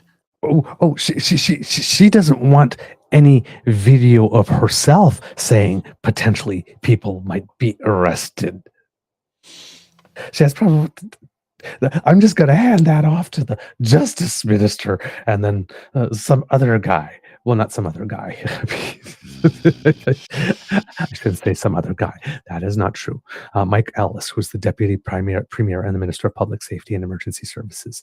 So now part of these announcements, right, was an infrastructure protection act. So part of the stuff was like for the border, right?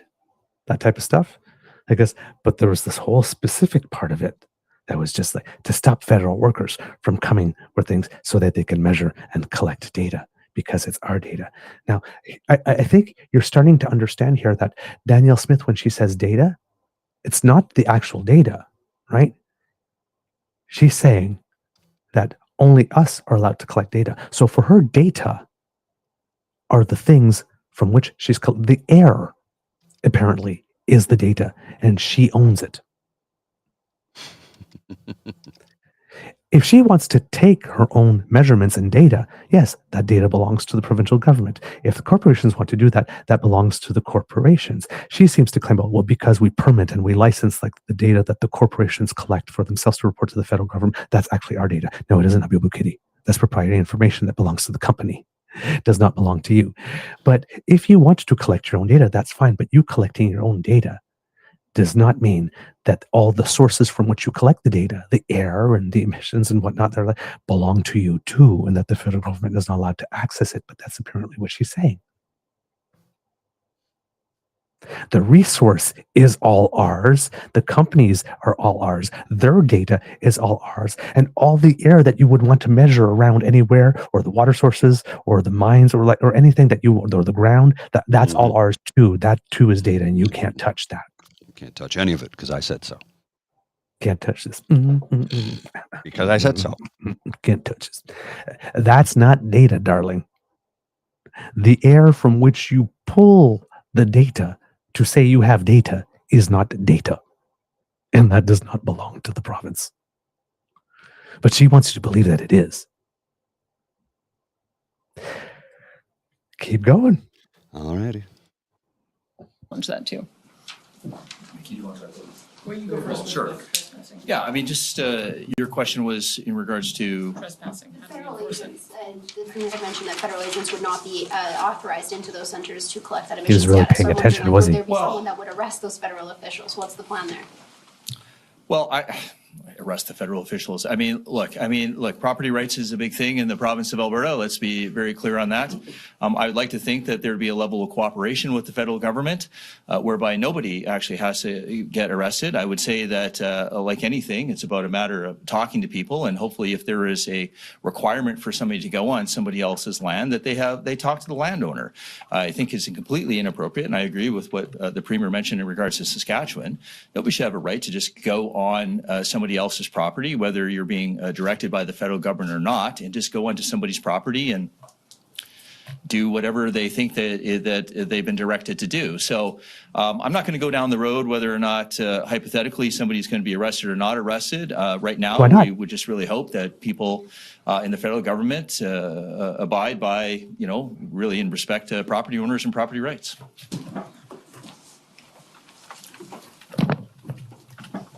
Thank you very much. And to the second part of your question, I mean, we have a history with the federal government and its lack of respect for Alberta's jurisdiction. We talked a little bit about Section 92 today. We talked a little bit about our exclusive ability to develop our natural resources. We've seen in the past the federal government enact nationwide legislation, which was deemed unconstitutional. We've had some recent wins in court with respect to the Impact Assessment Act. We know that the federal government did not respect the Supreme Court's decision in that regard. And what they ended up doing was making, in our view, inconsequential changes to the Impact Assessment Act in order to get around the Supreme Court of Canada's decision. We take the position that we're going to respect the court, we're going to abide by the court, especially when it is a ruling from our country's highest court. However, the federal government has not done that. And so we continue to take these measures to protect our industry, to protect the people who are looking to invest in Alberta. And quite frankly, with the decisions that the federal government has made with respect to our oil and gas industry, many companies are questioning whether they should invest in Canada. We want to make sure that Alberta is the jurisdiction that they invest in, that they know that there's a government that will defend them if they do, and we're up for the challenge and we'll be there if we need to be.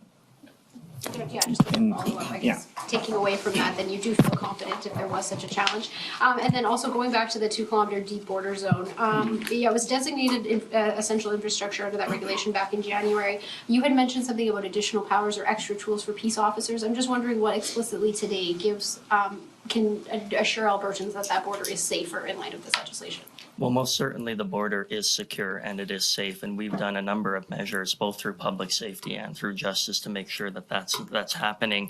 We talked a little bit about the ability for peace officers to identify threats, to lay charges if there is a suspected act of trespass, for example. We know that the peace officers will be able to, they have the tools now with the amendments in order to exercise their discretion. We can't speculate on what the peace officers will do in that area, but I certainly know that this amendment will give them the tools that they need to make those assessments, to determine if there is a threat, and to act if they need to be. Yeah, just from a police officer's perspective, and I appreciate that. Okay. It really is about law enforcement. Right? Okay. included the last one because that was supposed to be allegedly the main part of the bill, but turns out it wasn't, as you could tell by the number of questions that were asked about the other thing that was just slipped into there. So notice how she slips this one off to them. Will there be arrests? And then the guy who's the public safety guy goes, well, I don't want to get into whether or not there'll be. Why? Why not? Why not? It's your You job. just wrote law. I don't want to get into what the law actually says could be. Why not? You have to. You should. You wrote a law. You're announcing it. What will happen if the law is not respected? Oh, I don't want to get into that. Really? Really? Yeah. Okay. Maybe because it's toothless? Right? Oh, well, we can't have the federal government's not allowed to come on people's property. Yeah, they are. They totally are. I mean, it's, courtesy, of course, to send a note and say we're coming, but it's not like somebody can turn around and says, no, you're not allowed. If the federal government wants to come on your property to measure something that it has a right to measure, it's coming. Mm-hmm. I mean, really? Really? Then the guy comes around, and again, always accuse your opponent of that which it is you are doing yourself, right? We went to the Supreme Court on the Environmental Impact Assessment Act, and the government is making inconsequential changes to try to get around that. Wow, they're so terrible. Rah, rah, rah. Really? I'm not sure that the gentleman who said that is actually being quite honest about that, because the decision from the Supreme Court was not a case, it was a reference. Number one, the Supreme Court was asked to consider whether the Act and one of its regulations went beyond the Parliament's legislative authority under the Constitution. This is according to the Supreme Court of Canada site. By the way, the Act and the regulation established a complex information gathering and regulatory scheme in two parts. One part, which is set out in sections 81 to 91 of the Act, establishes an impact assessment process for projects carried out or financed by federal authorities on federal lands or outside Canada. Federal government, you're not allowed to use your own method on your own lands. That happened to be located in the province of Alberta. Yeah, it requires the federal authority in such cases to decide if the project is likely to cause significant adverse environmental effects. If so, it must then be determined whether these effects are justified in the circumstances. The other part, which includes the remaining provisions in the Act and the regulations, outlines what projects are considered, quote, designated projects under the Act, and makes them subject to federal review automatically. Alberta's lieutenant government referred two questions with respect to this scheme to the province's Court of Appeal. References are when governments ask the courts for their legal opinion on a question of law, but they're not asking for a ruling. First, they asked whether the Act was unconstitutional in whole or in part as being beyond Parliament's legislative authority under the Constitution. Now, this is the Provincial Court of Appeal, which usually rules in favor of the province, because they did on the carbon tax is unconstitutional. And then you'll remember he said, we got a split decision. It's like, the 2-1 says that we're right. And then it went to the Supreme Court, and then they got smacked down.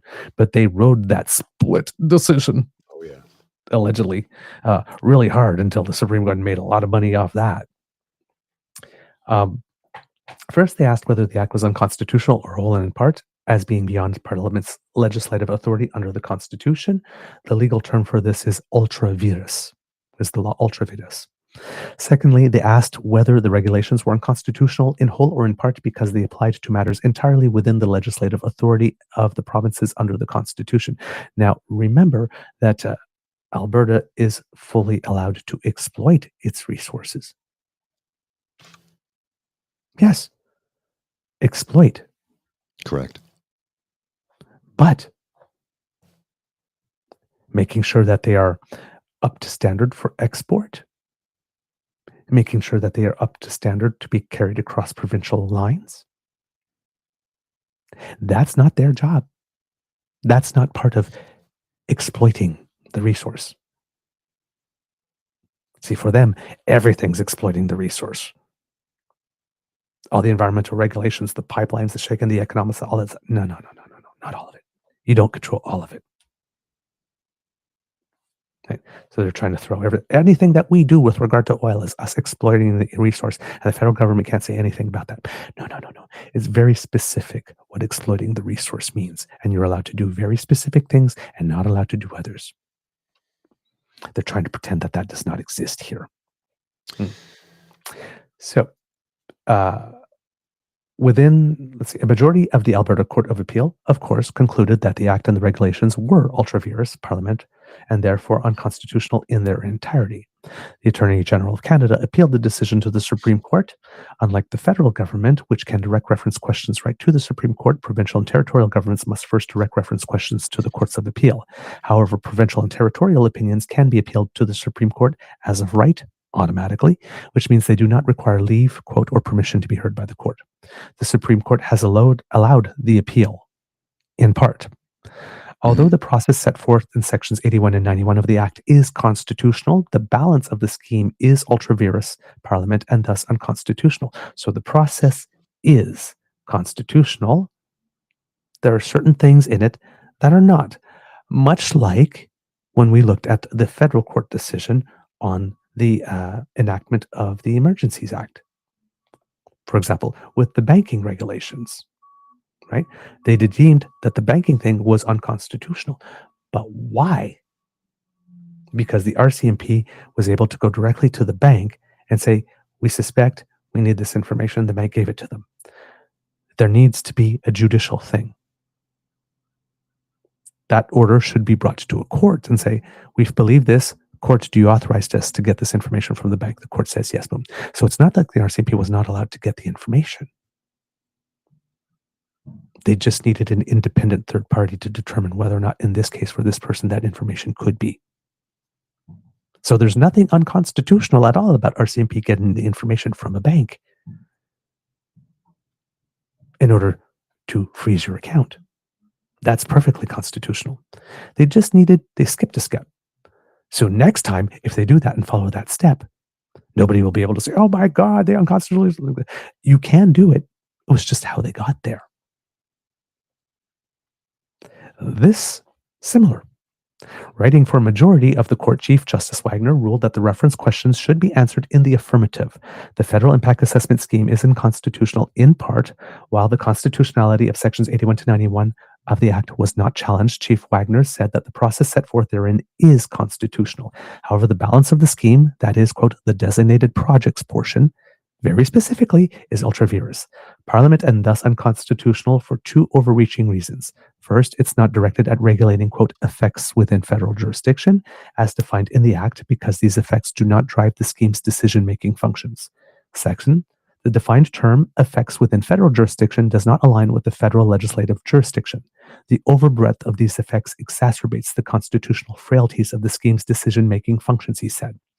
So what this means specifically, so when Mickey Amory says that the government made a couple of unconsequential changes to try to get around, no. The Supreme Court in the reference said these two specific things actually are unconstitutional. So you have to make some modifications. The court maybe even suggested modifications that could be made. Or said, or you need to make modifications that would achieve this. For example, RCMP, you need to make a modification on how you do this if this happens again, where you have somebody independent with authority looking at the information and saying, yes, this is okay to get this information. Oh, okay. Cool. Noted. We'll do that next time. Or with the Supreme Court on the pipelines thing, federal government, you need to consult more meaningfully with Indigenous communities in, I guess, not telling you how, what specifically you need to do, but you definitely need to consult more meaningfully. So what do? You either say no and fight it, or you say, okay, and you go and consult more meaningfully. Right? So the federal government made some changes, it would seem, to comply with the reference. that the government of Alberta is now calling inconsequential things in order to get around the Supreme Court. But this particular law that they've just passed is an inconsequential thing to get around the federal legislation and jurisdiction. It's so Gables. It's so Gables. Mm. To finish off, Chief Justice Wagner wrote, environmental protection remains one of today's most pressing challenges. To meet this challenge, Parliament has the power to enact a scheme of environmental assessment. Parliament also has the duty, however, to act within the enduring division of powers framework laid out in the Constitution. Moreover, the Chief Justice noted that it is open to Parliament and the provincial legislatures to exercise their respective powers over the environment harmoniously in the spirit of cooperative federalism, adding that, quote, both levels of government can exercise leadership in environmental protection and ensure the continued health of our shared environment.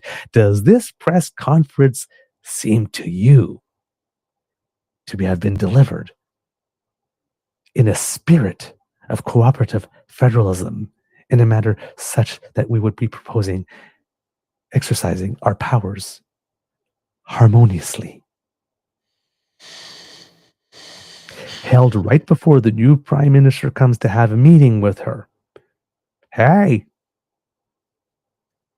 we're going to pass a law that suggests that we can arrest authorities from the federal government who are coming to collect data, because that data is ours now. It's not how it works. We'll be doing that. She really wants to be an American, doesn't she? She wants to join. She wants to join the U.S. There's a tweet from Sherry DeNova just at 4 a.m. today. So Sherry was up early. When Quebec defends Canada and Alberta doesn't, you know something has fundamentally shifted in this country. Now, I know there are millions of Albertans who never want to be anything but Canadian and are Canadians first. Millions of Albertans. Unfortunately, the one speaking for them right now is not defending our nation, is not defending Canada, is trying to sell us out. We will not for export tariffs on our oil. You don't get to determine that, Danielle. It's not a dictatorship, it's a democracy, and the federal government sets those standards. Maybe we should just start selling it to the U.S. at full price. Maybe. No more discount. No more discount for you. No more discount. I mean, realistically, we could do that because according to Trump, the USMCA or the CUSMCA or whatever you want to call it this week, NAFTA 2.0, USMCA is the worst trade deal ever signed, and they're getting robbed, except he signed it in 2018, and at the time he touted it as the greatest deal ever signed in history. Mm-hmm. Oh, I got something for that for you later. Please explain to me. Please explain something to me. The man is demented. We know this. He brags about the deal he signed 7 years ago and now says it's the worst deal in history and wants to renegotiate because they have a trade deficit with us because they buy so much oil and gas. They pay us $200 billion more than we pay them because it's trade.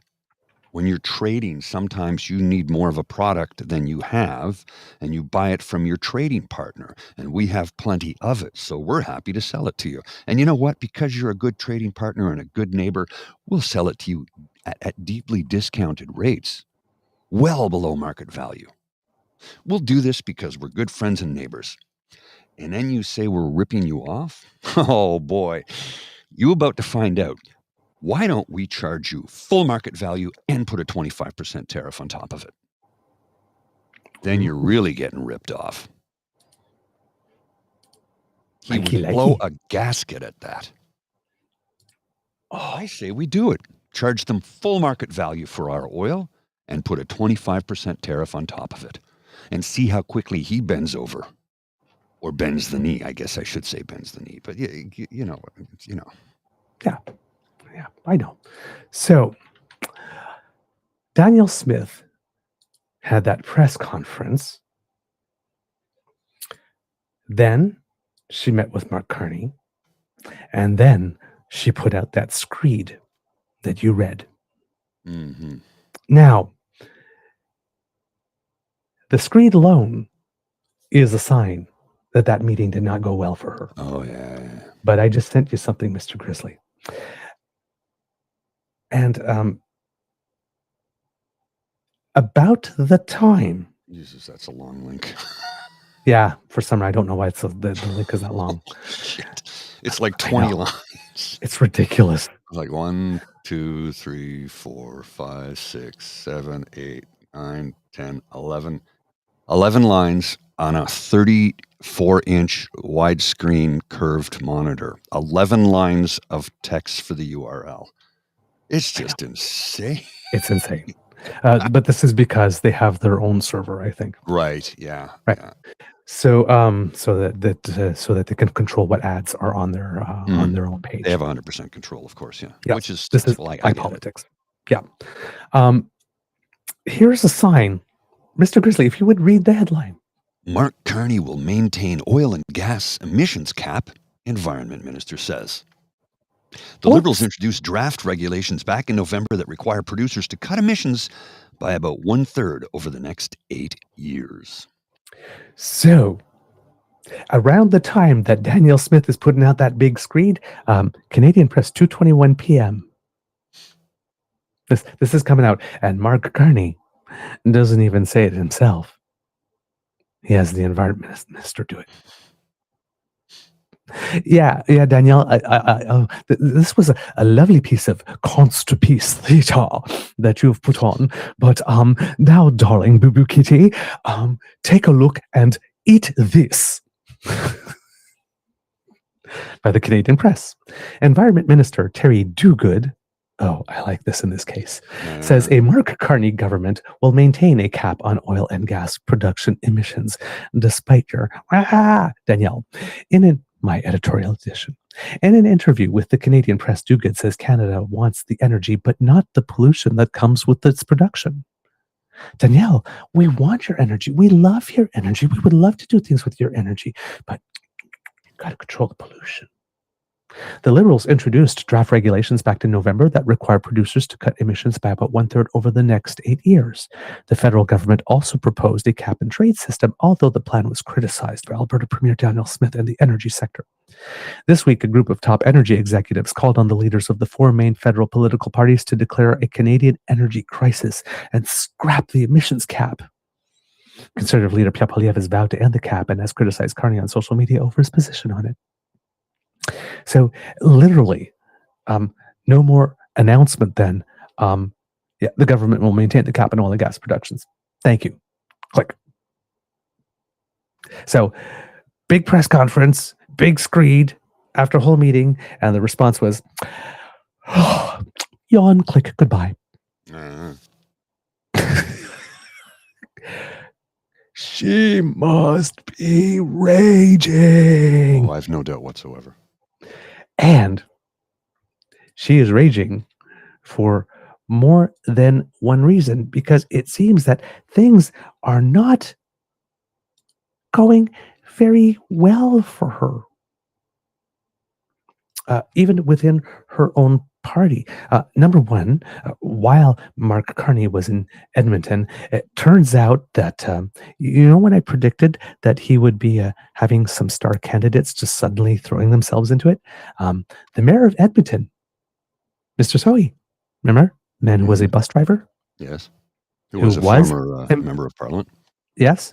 Well, it seems that he has not announced yet whether or not he's going to run for mayor again in some municipal elections that are coming up relatively soon. And it seems that he might be announcing his candidacy to run again, especially since the polling aggregators are showing that the Liberals could pick up maybe to 6 or 7 seats in Alberta this time, instead of just 1 or 2. That might mean a few more for Edmonton. So Minister Sohi former Minister Sohi is back in the game. And then Mr. Carney picked up a couple of other people, 3 or 4 other people, bigger names that suddenly announced that, oh yes, they are going to be running for the Liberals. The people are suddenly coming. Interesting.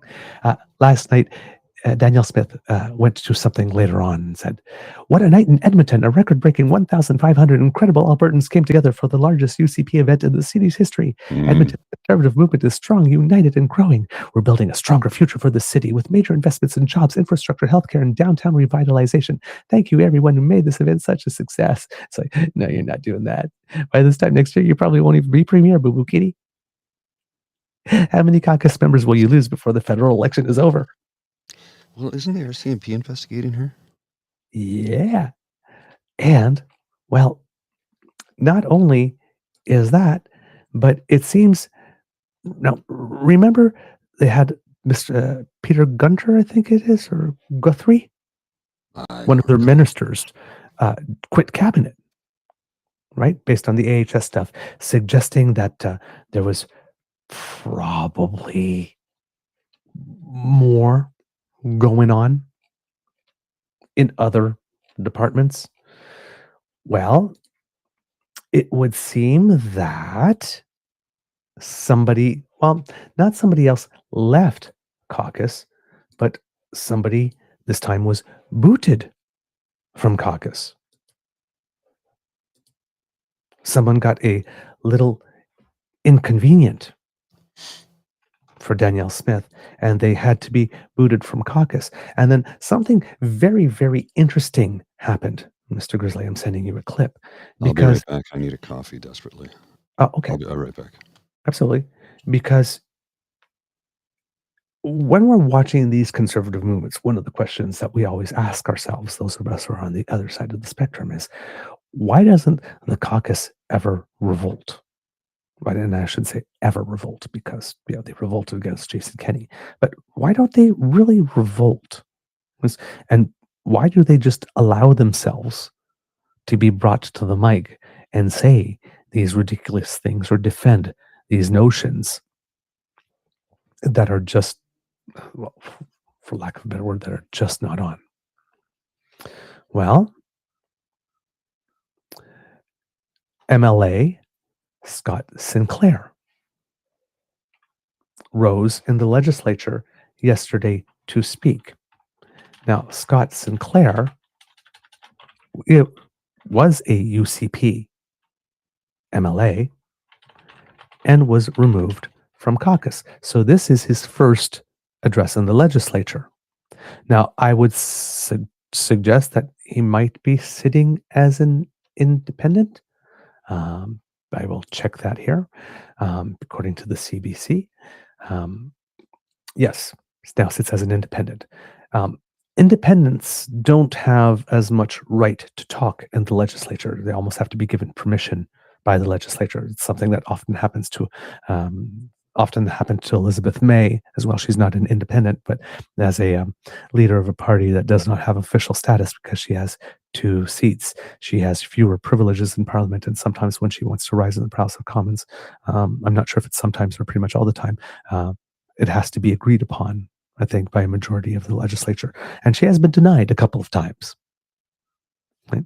So for him to be able to speak in the first place and ask, he had to have been granted permission. Well, it seems that the NDP contingent in the legislature did actually allow this person the rights. I'm not sure how the vote has to go if it's a majority, but they did not block it. He's a rural United Conservative Party backbencher who was kicked out of caucus for threatening to vote against the Alberta government's budget, saying he's disappointed, but wasn't ruling out a return to the party. Now, this happened on March 11th.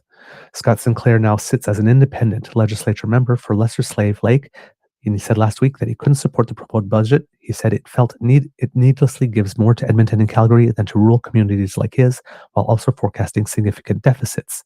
Sinclair said Monday he was devastated that the UCP caucus expelled him, as he thought there was still time for conversations. Quote, "I was basically given an ultimatum and a deadline to support the budget," Sinclair said. "I was told that Premier Danielle Smith would remove me herself, and then I think on Friday that changed and I was voted out by my peers. I thought we had some more time before we had to make a decision like that. Chief Government Whip Shane Getson said Friday that Sinclair has every right to vote against the budget, but won't be allowed to do so while sitting under the UCP banner. Under parliamentary convention, a budget vote is a confidence vote, meaning that if it fails in the legislature, it's expected the government would trigger an election. All government MLAs are expected to vote in favor of the tabled budget.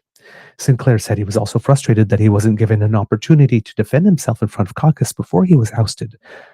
Make an example out of him, right? Other caucus members were given that chance when they were on the chopping block, including former Infrastructure Minister Peter Guthrie, Sinclair said. Guthrie publicly resigned from his cabinet post in February, calling out Smith and the rest of cabinet for not sharing his concerns about government-wide procurement issues amid allegations of government corruption and interference in medical contracts. Guthrie, who also called for Alberta Health Minister Adriana Lagrange to be removed from her role, remains in the UCP caucus, but sits as a backbencher with no government duties. Sinclair says he stands by his budget concerns, especially $183 million in capital funding destined for projects with the Edmonton Oilers hockey team, rather than investments in rural healthcare and highway safety improvements in his writing. He said other UCP backbenchers might share his concerns about the government's spending priorities. Oh, they do. And I'm not asking anybody to jump in the foxhole with me, Sinclair added. Sinclair also said feedback he's received from his constituents have been overwhelmingly positive. Quote, "It's the most popular I've ever been there," he said. "I think regular people who don't follow politics too much are relieved to hear somebody finally say something like this and speak for regular people. If it's seen as it was a rookie move politically, I still think I'm a pretty good MLA, at least people can say that I haven't changed since becoming a politician." He said he has no intention of crossing the floor to the opposition NDP. He added that he has spoken with the Premier since being ousted, and he hopes to keep the lines of communication open. In the House, Sinclair now sits across the aisle from the UCP on the NDP side. With him as an independent, the UCP have 48 of the 87 seats. The NDP have 37, and there is one vacancy. Now, Mr. Grizzly, if you would show the clip, because when I saw this clip, my first thought was, oh, so they can. What clip? Oh, this one. Did it not go to you? Yeah. No, I have it. Okay. So I'm sitting there like, oh, wait a minute. So they can do the job. They can speak out against the government and can advocate for their constituents. It's just that they choose not to.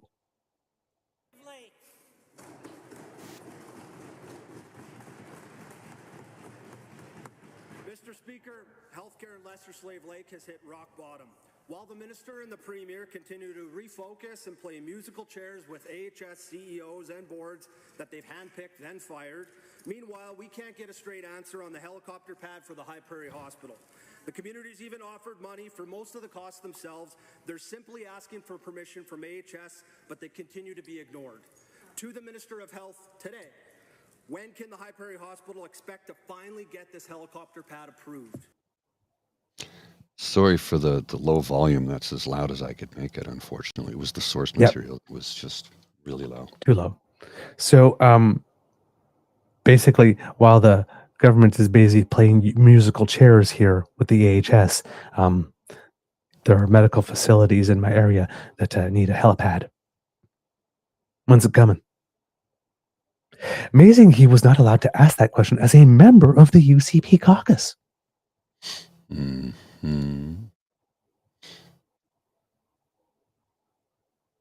I have a feeling that Danielle Smith is going to be losing a few more caucus members at some point. Now, of course, he voted against the budget, which means, of course, he had to be removed. I mean, it's one of those cardinal sins. Like if you're a member of a government, you can't vote against the budget and still expect to remain in the party. It's pretty standard fare. But one resigned on his own, and one had a problem with how Danielle Smith is spreading the money. All the rural districts from which she gets the majority of her support, she's got nothing for them. She'd rather put that $183 million to help millionaires who own big hockey franchises in Edmonton place where she doesn't really get many seats, rather than spending it on health for the people who got her where she is. I would be a little upset at that as an MLA myself. Well, just saying. Daniel, it's not going well for Danny. I'm sorry, just the voice. That laugh. Got him. Mr. Grizzly, do you have anything? I have a few things. Some international news here. Both Britain, Germany, and Denmark have issued travel warnings for their citizens about going to the United States of America. That's pretty prescient. Donald Trump, well, I mean, it's never ends with this guy, but he posted this to Truth Social. I'll put it on the screen and read it because this is like, I'm sorry, what? I look forward to watching the six terrorist thugs get a 20-year jail sentences for what they are doing to Elon Musk and Tesla. Perhaps they could serve them in the prisons of El Salvador, which have become so recently famous for such lovely conditions. I'm playing the squeeze box that he always plays when he talks, by the way. So he wants the El Salvador thing. If you get caught vandalizing a Tesla vehicle, he will give you a 20-year sentence and wants to send you to El Salvador. Yeah, he made a deal with El Salvador that El Salvador will take some U.S. prisoners when they don't. He was trying to do the thing at Guantanamo, but it didn't really work out for him. He kind of got wrapped on the nose for that. So, hey, El Salvador, you want to make some money? You want to put in jail people that to whom we don't want to give due process? Mm-hmm. And then, when you're putting them in the cop car, they always put their hand on their head. Don't be too nice. Let it get those lovely conditions down in El Salvador. I got to work on my Trump impersonation. It wasn't very good. I'll try and get it better. This one from Robert Fife on Power and Politics. I don't know if you've seen this, but this is what we would call in the industry scathing. Robert Fife, who's rather partisan. Let's not split hairs about that. He's pretty impassioned here. Watch this. More expensive. And Bob, if you read the memo that came out from Jenny Byrne saying cost is an issue and people can deploy, it's a coverage plan that That's not true. Look, I know, but it's absolutely not true. It's a lie. We pay our way. And responsible news organizations like the Globe Mail and the CBC and CTV and Canadian Press and La Presse will pay whatever it costs to cover these election campaigns. What they're doing is anti-democratic. Elections are an opportunity to put leaders to the test.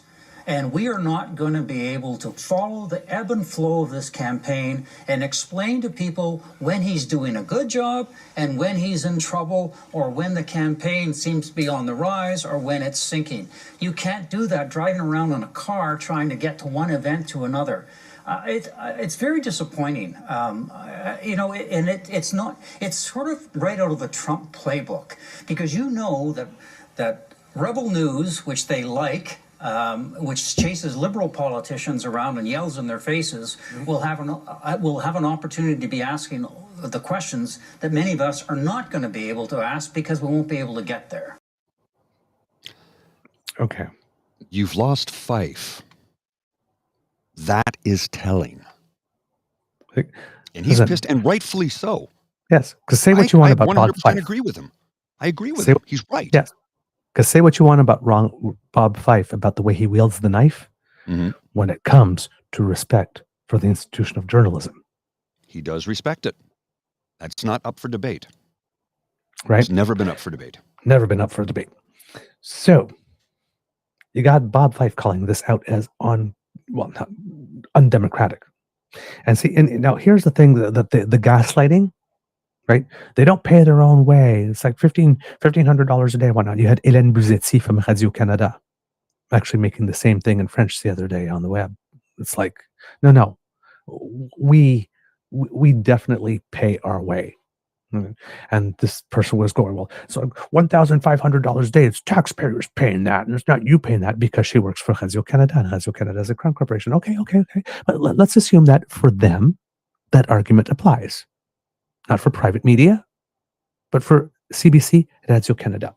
You do realize that we're dealing with a context where a political party is charging a crown corporation for the right to cover them? Mm-hmm. Doesn't that seem a little weird? Yeah. I can understand them charging CTV and whatnot, but why would a political party charge a crown corporation? Oh yeah, because a political party is a private corporation. Okay, number one. Number two, what are the odds that CBC and Radio Canada would be spending that $1,500 or $3,000 a day anyway, whether they're on the bus or not, to cover? So the money is being spent anyway. Taxpayers are on the hook for what CBC and Radio Canada spend to cover the election, whether they buy a seat on the bus or get there on their own. Number three, because of bulk buying and economies of scale, what do you think are the odds that it is less expensive for the taxpayer, by which you claim to be so worried about, for CBC and Radio Canada to buy space on that bus than to make all those decisions individually, one-on-one, in reservations? The argument doesn't make sense. Number two, got Dimitri Soudas coming up. Don't pretend that you don't, like, CBC and Radio Canada has offices all over the country. You can get anywhere you need to. Don't pretend. Like, yeah, let's compare apples to watermelon. I was going to say apples to oranges, but that's a little bit on note given that Pierre likes apples. But this is apples to watermelons. Okay. I can go. Because as Bob Fife there's not just the announcement. What's going on in the campaign? What's the vibe? Does the party seem together? Does the party seem coordinated? Is there infighting? What things are they talking about this evening when they had the assessment of how the day went? What did they say? You lose all that. You get the announcement and you lose all the flavor,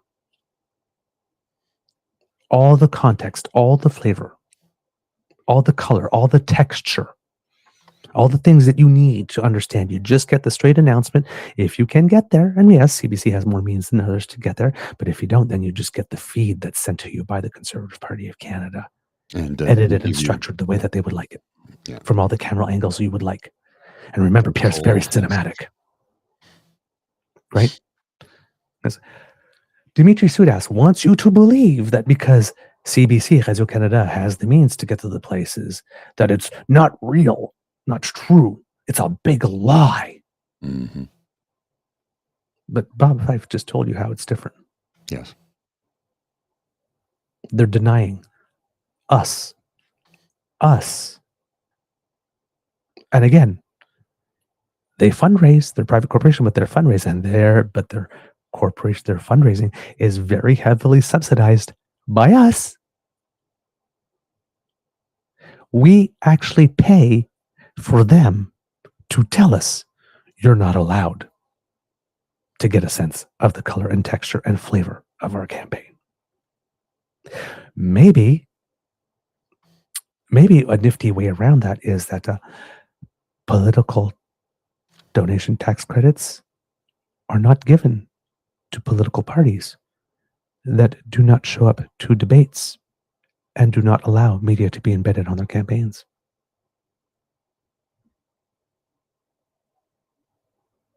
If you are not going to give us what we, the taxpayers, have paid for by subsidizing those political donation tax credits, maybe you do not deserve those political donation tax credits. And given that the Conservative Party raises money hand over fist, those political donation tax credits are millions and millions and millions and millions of dollars.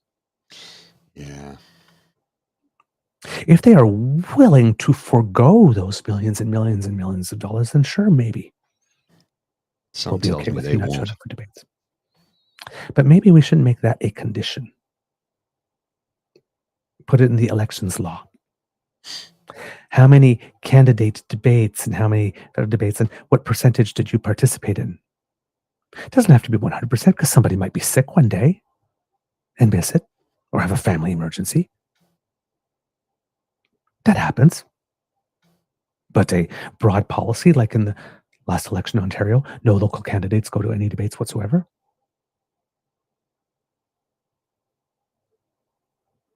Really? Really? In a 24-hour news cycle, media, no, you're not allowed to be with us on the campaign 24. Really? Really? Okay. I would love, again, I know it doesn't put food on the table. I know it doesn't build a school. I know it doesn't build a hospital. But the party that campaigns on making sure that me as a citizen am allowed to know what the fuck my government is doing, Yeah.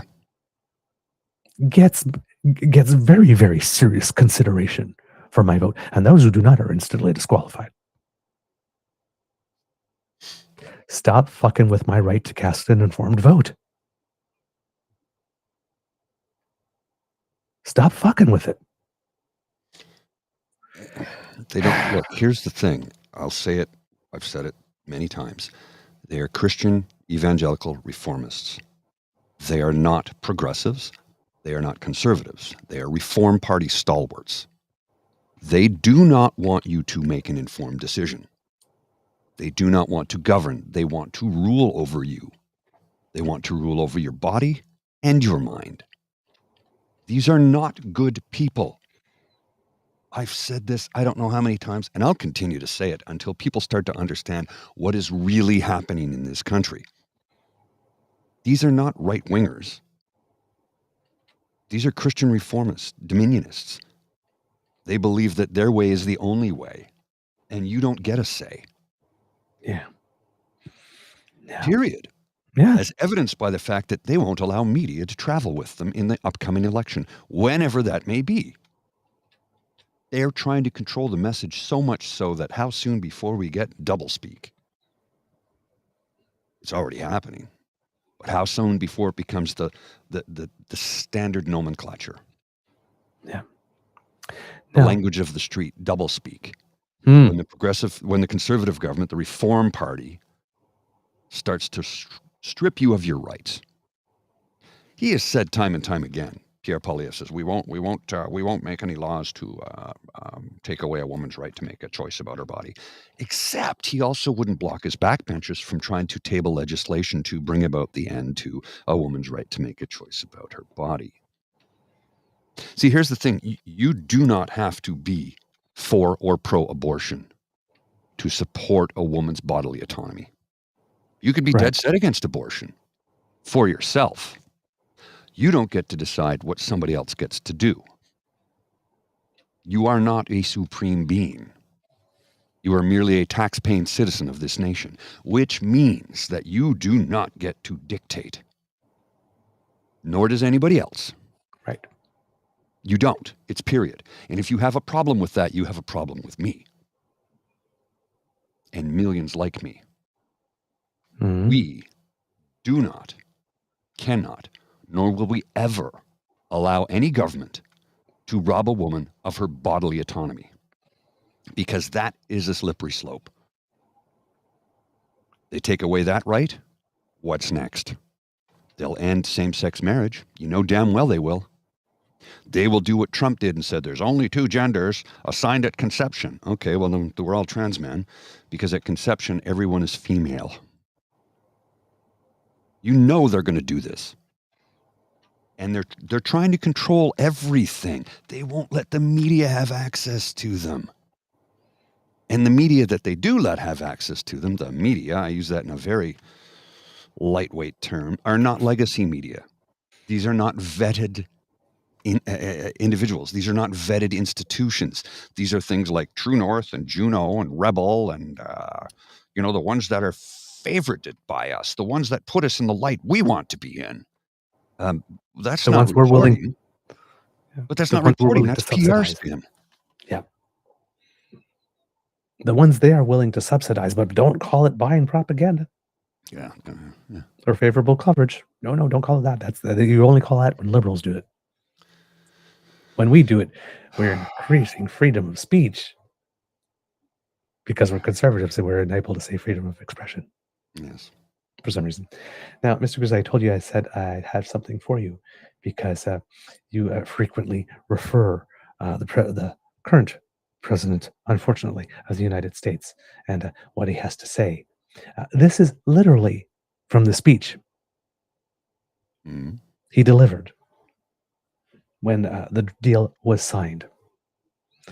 I also want to thank President Peña Nieto of Mexico, who we had a few disagreements, but I really like him a lot. I think he might like me. I'm not sure, but I think he's a terrific person, and he'll be leaving soon, but he's really done a good job and a wonderful, wonderful person.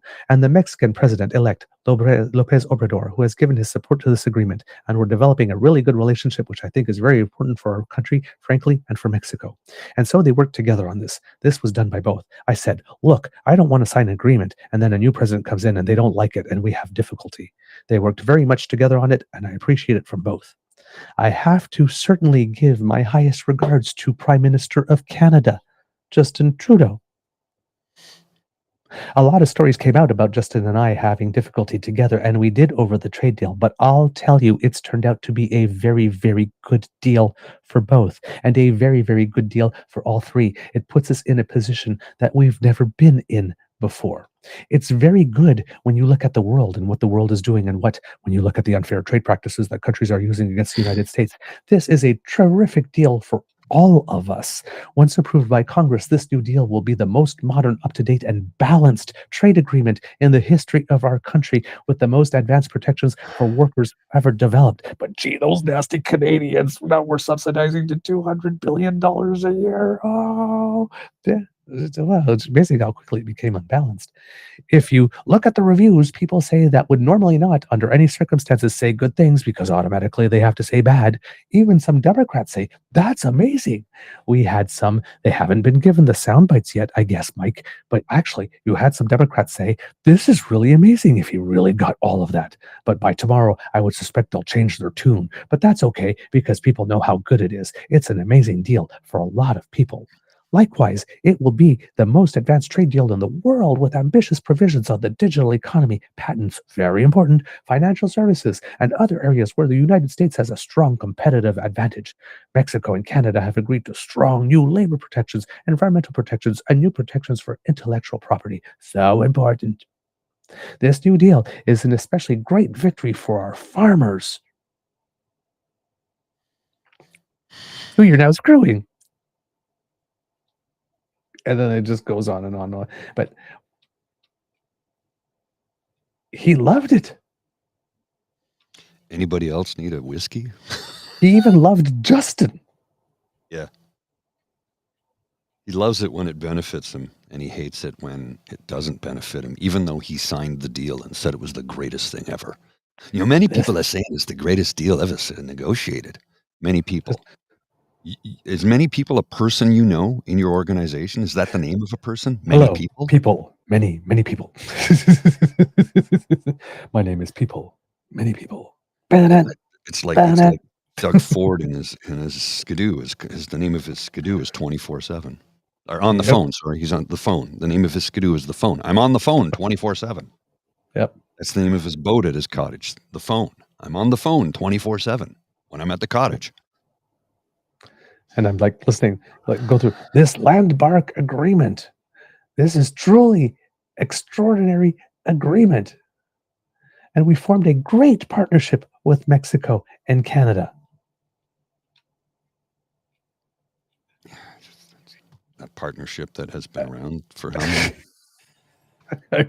Trying to claim that he just created something out of thin air that's been there. So yeah, just figured I'd go to the horse's mouth. Mm-hmm. Sorry. Mr. Grizzly, do we have a show? We do indeed. Alrighty, kids and cubs. That's the end of this episode of the Daily Beaver Morning Show. We hope that you love listening to us because we love making this for you. Remember, sharing is caring and word of mouth is priceless, so please tell your peeps and poops all about us. really helps us when you do. If you would like to help us out, for example, by not wanting to miss an episode of the show through podcast version, you scan that QR code there, and that will bring you right to our pod page. That's podpage.com/thetruenortheagerbeaver with a hyphen between each one of those words. And when you click on subscribe, when we have something fresh off the bandwidth, zip directly to you. Magic, just like that. Magic. Now, if you would like to support us in yet another way, well, hey, Kits, Cassie, and Elaine have a suggestion for you.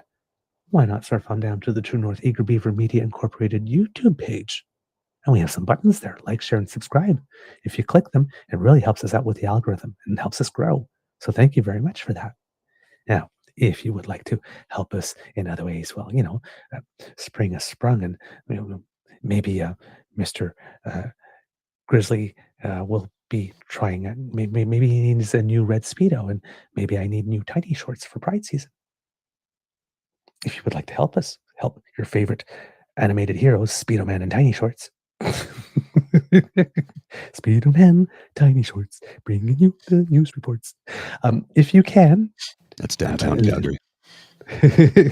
How about a little donation to the Eager Beaver Lodge Emergency Hydration Fund? And you can find that at our coffee page. That's coffee, ko-fi.com/eagerbeaver. All in one word. And if you leave a little coinage there, or you can also get there by that QR code that's by Mr. Grizzly's head there.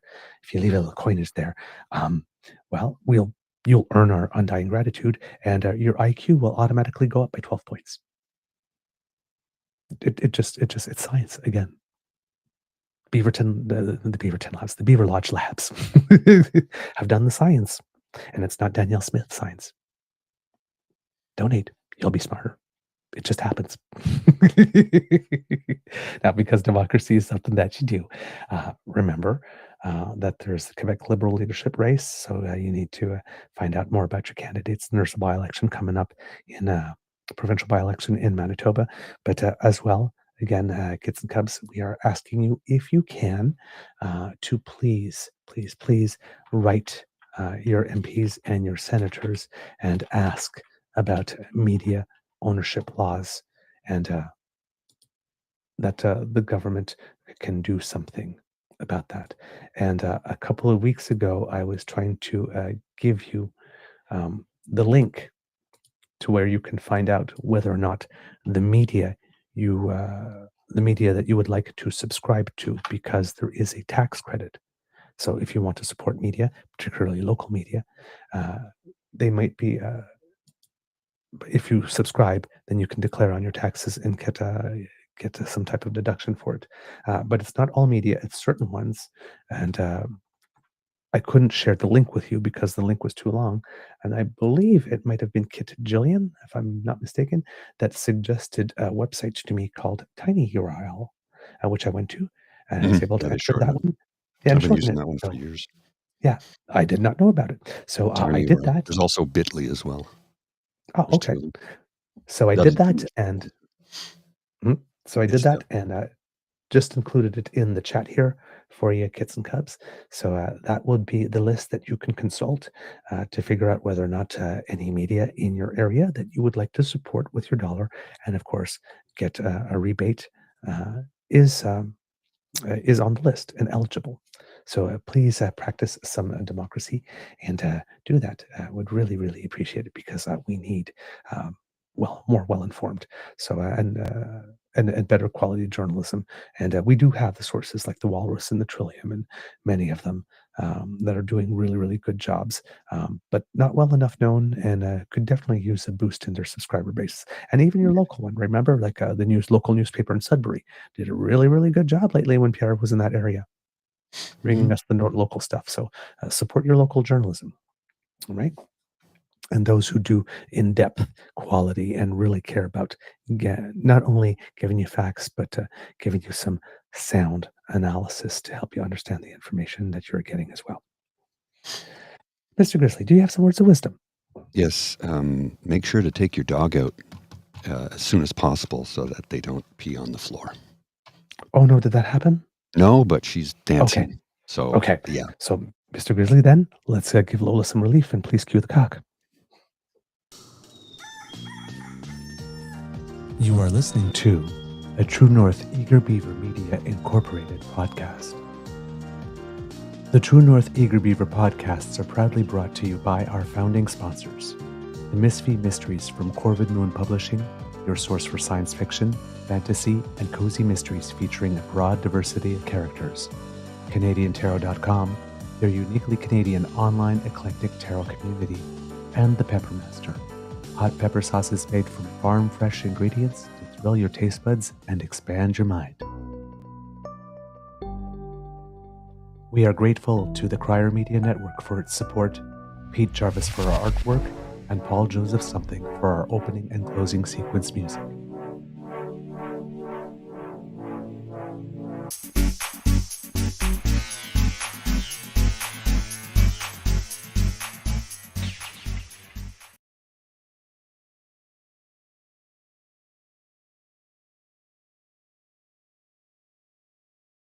Welcome to the place where everyone knows your name, where everyone's your friend, where good times are had by all. Sit back, relax, pour yourself a beverage and enjoy our company. I know we'll certainly enjoy yours. Welcome to the True North Eager Beaver Pubcast. Once a month, we gather at the Lieutenant's Pump at 361 Elgin Street in downtown Ottawa, Canada's capital city, bringing you joy and happiness all day long.